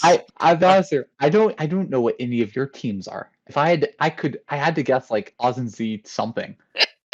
I'm just staring. I'm staring. No. We're not going to answer that. He's asked also favorite vehicle, monowheel, and then he's also asked your go-to time attack track. Ooh, that's fun. Let me open up the game. Give me a second. I haven't looked at the maps in a while. No, there's no time. Hurry up. I'm trying. Shut up, Blackboard. Fine, a second and a half. No, we're fine. Let me look at the cups for a second, because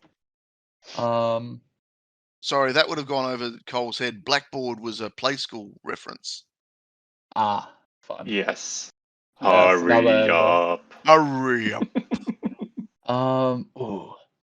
So I'm a bit weird because I do really, really, really like the kind of more OG maps, like the first couple. So Yep.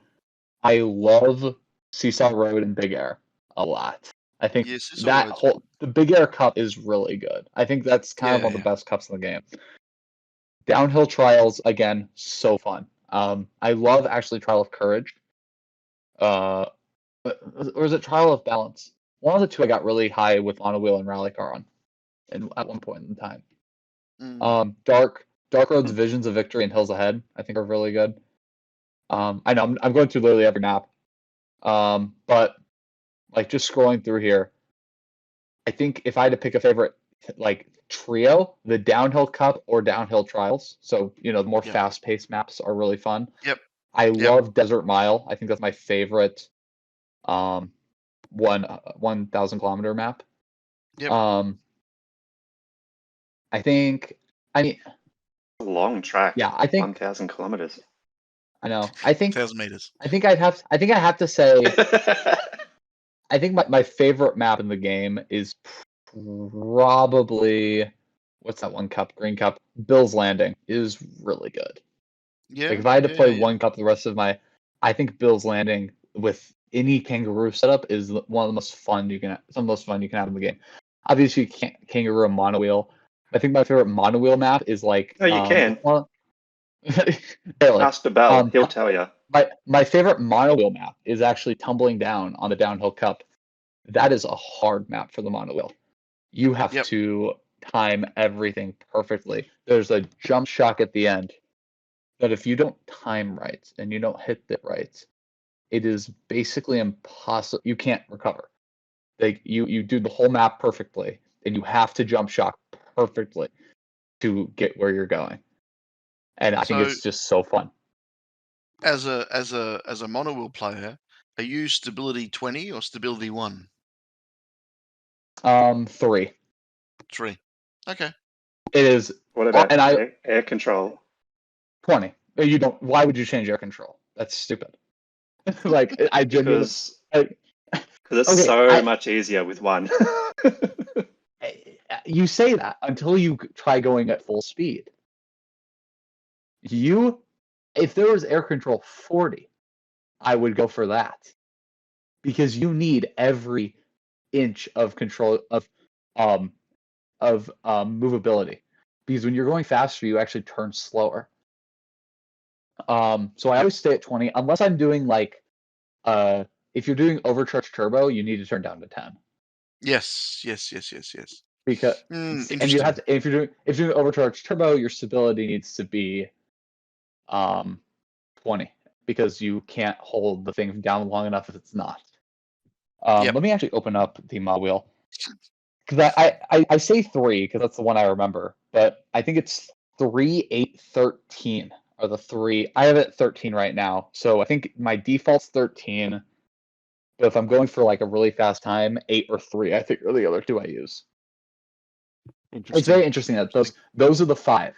They're in increments of 5, from 3 to 13. I don't know why. It just the vehicle controls so well at those 3 points. And you can, if you chat with other model players, I think there's a couple of them at like 16 and 15 a lot. And I see where they're coming from, but it's definitely a personal preference. Cool. I don't know, mess around with it. It's so fun. Yep. I've got a question here from Mythic. It's a 3-point question, but you've already gone through a couple of them, so I'll read them out. What is your favorite track to play with mono? You've already said that. Have you ever held a world record with the mono wheel before? And do you prefer time attack or adventure? So we've gone through the first and the second. Yeah. Oh, sorry, first and the third. First and last. Yeah. I'm 90% sure I had a world record at some point. Yeah. Do you remember that map? What was give me like a second to look at this. It was one of the mine maps. Was it More Mines? Was it Rock and Roll? All-time monowheel? Yeah. No, it wasn't that map. Was it? It wasn't. Hang on. Tunnel Vision looks right. Yeah. I once had the 92nd here. Although the world record's 4 seconds faster than me. Oh, was it the S's? Hang on. All-time monowheel top. Yeah. I think I once had the world record in the S's or something because I'm 24th right now. I don't know. It was one of those maps, like one of the tunnel maps. I Okay. absolutely crushed with the Mono Wheel, and that was super fun. Or was it boarding? I can't remember. It was one of the mind maps. I know I've got a world record at some point in those maps, and it was duh. I've had world records. The Mystical Cup, when it first came out, I set the world record on every single map like 5 times because there's a community of us on a Discord call just grinding them out, trying to lower the time, and I think I broke the world record on every map 5 times. Wow. Excellent. Nice. But that's, it's new maps, so it's not really like a, very like long-standing thing. But Yep. it was fun when You got there it. was some So really, that's the main thing. really cool runs. Really cool runs. Yeah. Yeah, I have screenshots of that somewhere. Oh, very cool. JR? Here is another fun question. This is from Rexzu. Welcome back to the questions channel for the podcast, Rexzu. And Spooky also asked the same question. They wanted to know, what is your favorite type of cheese? Yeah. Like, okay. Like, I guess that's the thing in the hill climb community. We all love our cheeses. I do have a favorite. I don't know why I have a favorite, but I do. I love Gouda so much. You know why? Gouda and Havarti. It's It's Gouda, good. isn't it? It's good. It's good. Yeah. It's No. gooder than the rest of them. That's why. It is so much Gouda. It's so much Gouda than the rest of them. No. I love Gouda. I love Havarti. I love, those are like the more creamy ones. I do love Asiago and crap, I can't remember the other one. I do love some of the more sharper, like really more fine cheeses, but yeah, huge cheese guy. So good questions. Lovely. Who's next? Is it Eva? Yeah, that's my question. So, yep. I was going to ask a question from. Give me just a second. I'm just scrolling through the questions. You're good. There was another one from Bob Father. Scrolling up, scrolling down, going backwards and forwards. It's close to the top, I think. No, it's this one down the bottom. He was asking about. It was very interesting because we touched kind of on this, but it was interesting. It would be interesting to see it from your perspective. So Bob Father's, he's hesitant to ask this question at risk of sounding stupid.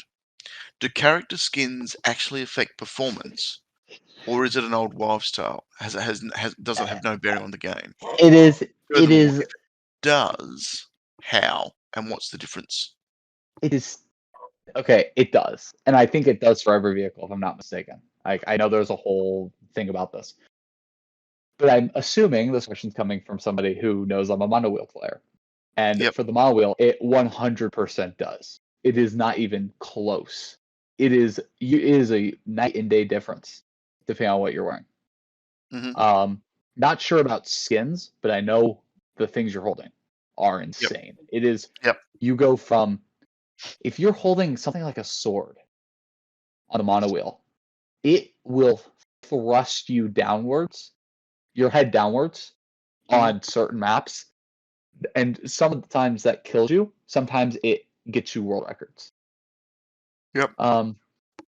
And it may be, and this is probably more placebo than anything else, but I do wear the skeleton body, and I think it does help you. I did for so long, thinking I it think made it a huge does help difference. you with the I think it does help you with the model. I think it slightly does. It's aerodynamics. The wind goes through you instead of up against you. No, I think there's if you look, I don't know. There may be a weight to it. I'd love to. I may test it out a bit. I'll get back to you guys if it does. I found that when you were using the mono wheel and you were using overcharged turbo for a record, you needed a cape on you to help you stabilize. I've never noticed that. I've never thought that was a thing. I've done a bunch of overcharge turbo stuff. The cape has never affected me. Maybe it does. Mm. Maybe I'm just bad and I don't know anything. But I probably it seems like it would help.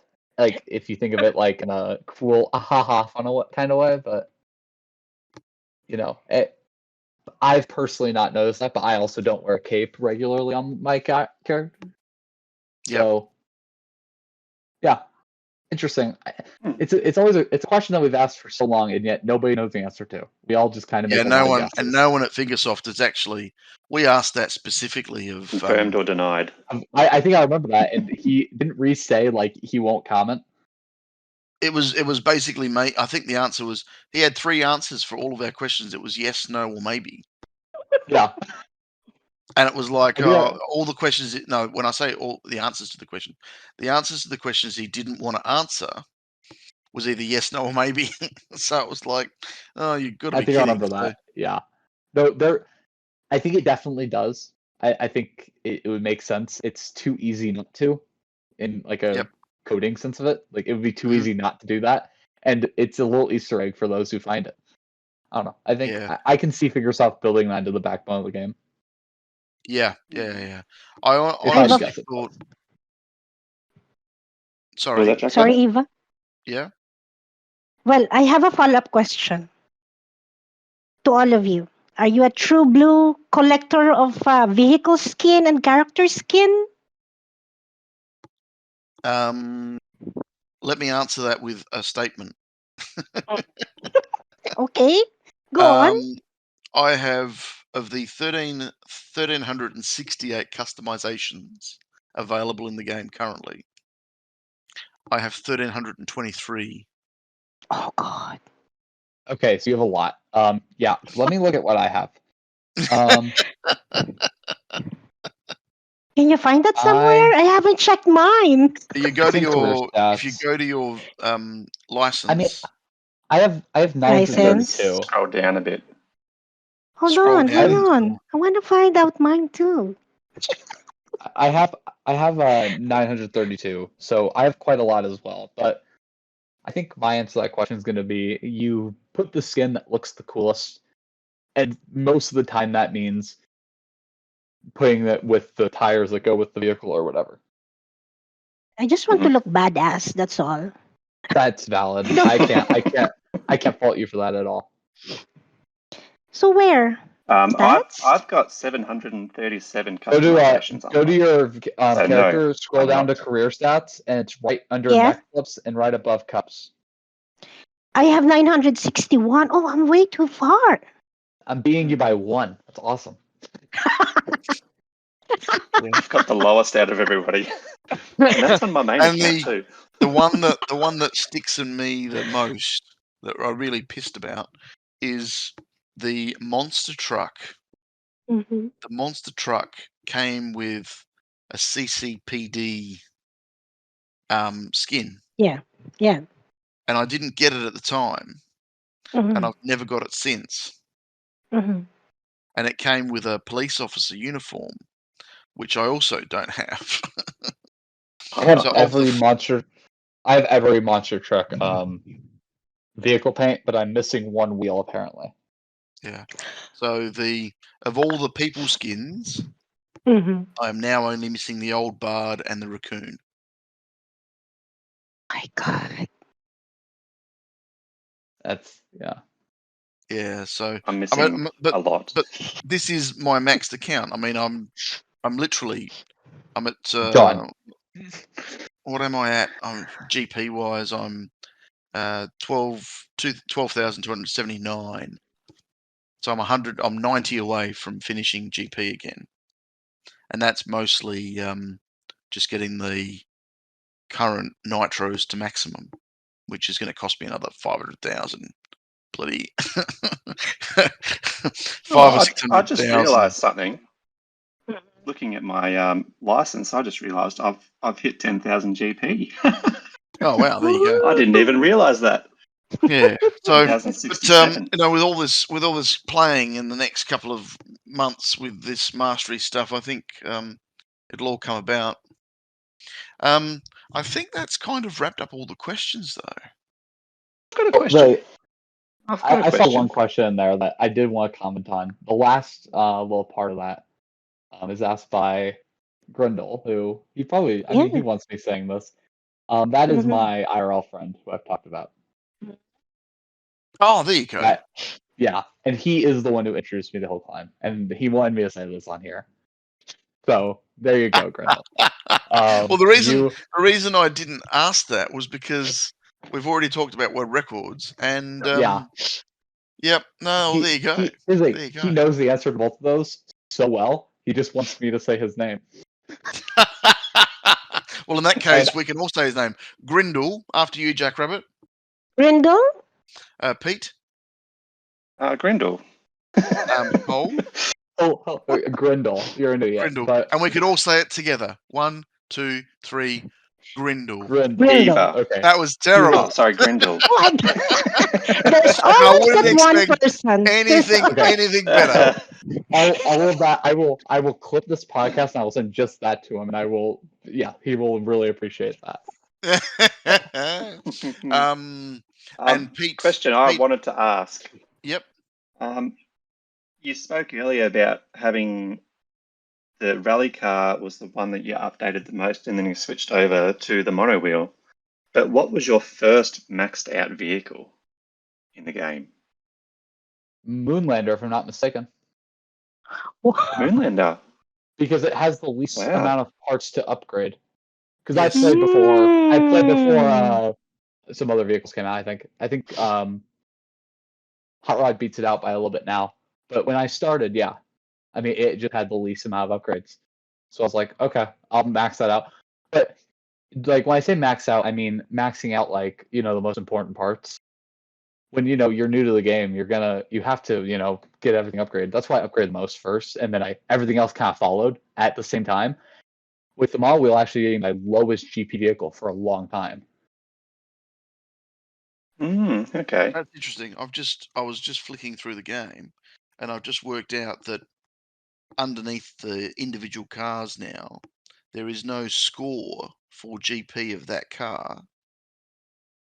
Really? On the main screen, you've actually got to click on the car and go to parts to get the GP of that car. What do you mean? Oh, in the new update? Yeah, in the new update. Yeah. Okay, I'm looking at the old update. I'm like, what are you talking about? Yeah. So interesting. That's only just changed. I am excited to look at the snow update. As much as I have badmouthed it, I am excited to see what it looks like. So. No. Alrighty. Well, that's kind of gotten us to almost the end. So, never have I ever. Oh yeah, let's do that. I remember this. Yes. Sorry. Unhide. Episode 14 is Cole. Okay. Spreadsheet is ready. Okay, so we have come to that part of the podcast where we ask you for a fun quiz, the Never Have I Ever Hill Climb Racing Edition. You get 1 point for each one that you have never done before. So are you ready, Cole? I'm prepared to fail. Let's see how you go. I've played this game for a long time. I'm gonna fail. Let's see. So first question, have you ever reached the maximum GP? I have. No, I have not, right? Hang on. You have not. I think. Never. Mm-hmm. Oh, yes, I did not. Because before parts came out, I wasn't quite playing enough yet to max out all the vehicles before parts came out. But no, I guess I never had max GP on it. I was close once. I think I was within 100 points once, maybe 200 points once. But no. Okay. Never maxed. Never maxed. Next question. Have you ever achieved the maximum 15K score in a track? Specifically 15K. Yeah. Well, no. Have you done 10Ks before that? I've done max. When max was 10, I have done 10 multiple times. But 15, no. I have never done the 15. So how do I count that? 15, so you probably won't ever. It's true. I probably won't. And guess what? I'm not even in a team right now. So no, I will definitely not. Okay, third question. Have you ever finished the Road to Legendary? Oh, multiple times, yeah. For like 12 Okay. or 13 months straight, yeah. Ooh, cool. Next, have you ever started your own team? Yes. I do not Ooh. remember what it was called. I think I had 5 people on it and quit immediately. But you still did. Okay. I still did. Yes. Next question. Have you ever spent real money in the game? Yes. Too much.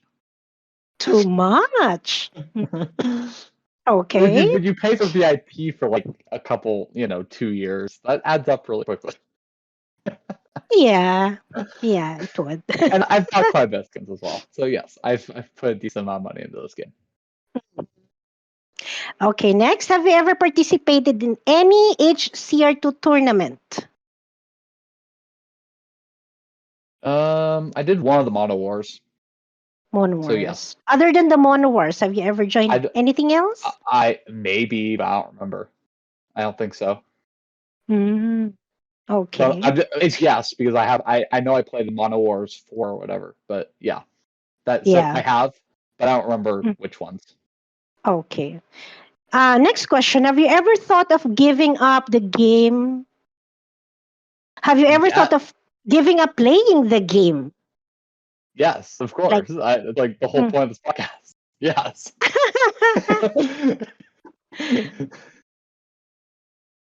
Really? That's a bit sad. It is sad. We had 2 years off. What do you expect? It is sad, but I've found I've been busy, so whatever. Yeah. That's understandable. And next question. Have you ever posted a suggestion in the Fingersoft server? I can check right now, but yes, of course I have. I think I've posted a million suggestions in this server. Yeah. Cool. Next, have you ever reported a cheater to the Fair Play server? I know I've helped somebody. I know I've helped somebody report a cheater, but I've never done one myself. Like, I know I had a friend who texted me a photo and I reported that. I think I helped him report that guy or told him what to do to report that guy. But so yes, I have, but not like I haven't gone out of my way to do it. I've told people to do it. Is that half a point, Eva? Yeah, I've given him half a point. Yeah, okay. Next, I'm sorry, start over. Have you ever had your account flagged for cheating? No, never. Never. Next, have you ever been banned in any HCR or the Fingersoft server? Nope. Discord. No. Fingersoft server. I've been kicked out of servers, but not official Fingersoft servers. No, no, never. Never. Okay, the last question. Have you ever done a face reveal on any Discord server? Yes. Many times. Cool. Many times. Okay. My Discord profile has my face in it, so kind of. I'm kind of doing it. I'm doing it continuously right now, but Yeah. I've done that multiple times. We've gotten to the end of the Never Have I Ever, and drum roll, you've managed to score a credible 3.5. Not bad. Not bad, which is only 1.5 higher than our best ever of 2, which was from Hulkster. So congratulations, you have won absolutely nothing. I didn't even win. I got close to being, not even that close to being the greatest. Well, just to make you feel better about that, Hulkster, who did win, got absolutely nothing as well. That's so wow. I feel so good about losing now.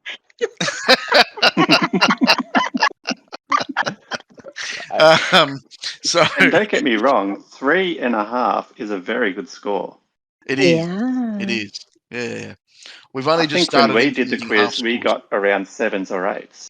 Yeah, we got 6s and 7s. Yeah. And of course, the score is completely and utterly useless. It will get you nothing in life. But wait, this isn't like the secret. This isn't the secret of getting like a girlfriend or whatever. Like, I thought like a low score was like guaranteed. Like, wealth or whatever. Like, I don't know. Maybe I heard that somewhere. XP. Yeah. And amazing ability in the stock change. Exactly. The Microsoft official And stock change. Exactly. yeah. No. So no, but it's mainly so we can look back at our HCR life and have a bit of a laugh.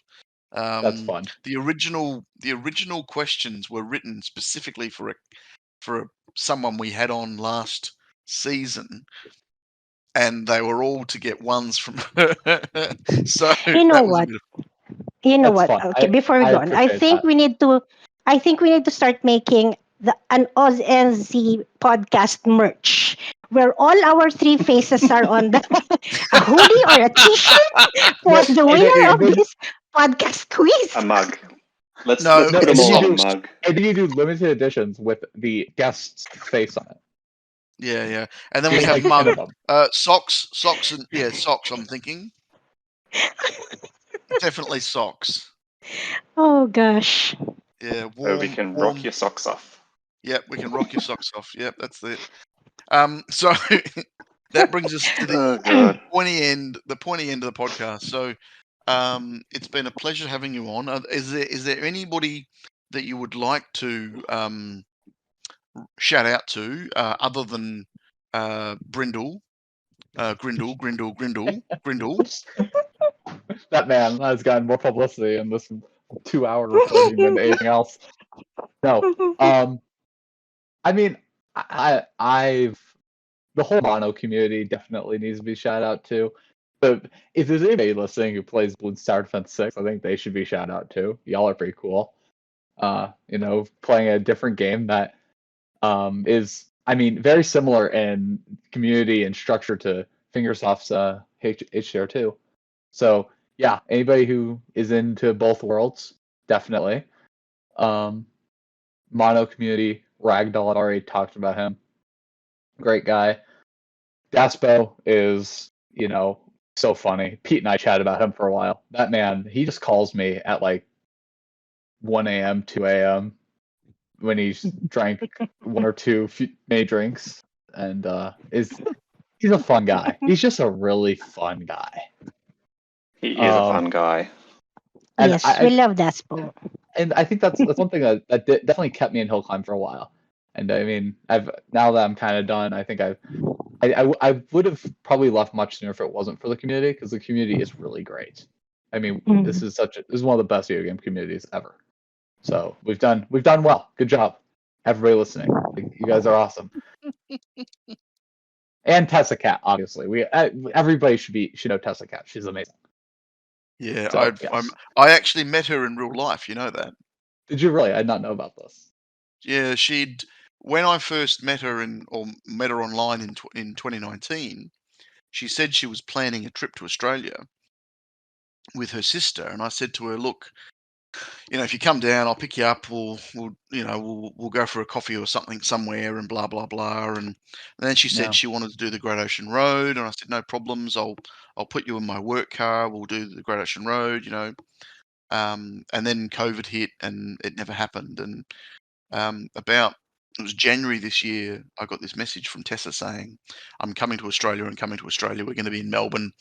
And she gave me like a week's notice, and I said, "Well, fine, that's great. We'll have a cup of coffee." And we ended up having a drink, and her sister was with her, and her sister was like, "I don't play HCR2. I'm not interested in hearing about HCR2."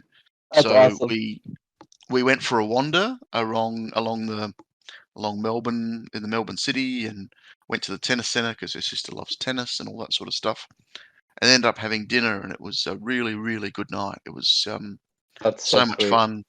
So much fun. And she No, brought me a Climb Canyon cap. Aw, that's nice. No, when Better Butter and I met up, that was we played a round of disc golf. Oh, cool. So that was fun. I've never played disc golf, but it looks fun. It is hard, like really hard, like way harder than Hill Climb. Have you actually played golf though? I'm decently good at golf, yes. Oh, okay. Because I played for my high school, and I'm okay. I mean, I'd say I'm good, but most golfers would disagree with me. So. If you're saying disc golf is hard, and you haven't played real golf, then No, trust me, real golf is even harder. Yeah, no, real golf is the hardest. Disc golf is harder if you've never thrown a frisbee. I've thrown a frisbee all my life, and it's still impossible. So, yeah, no, they're cool sports. I don't know. No, very cool. So, all right. Well, on that note, we are going to wrap this up.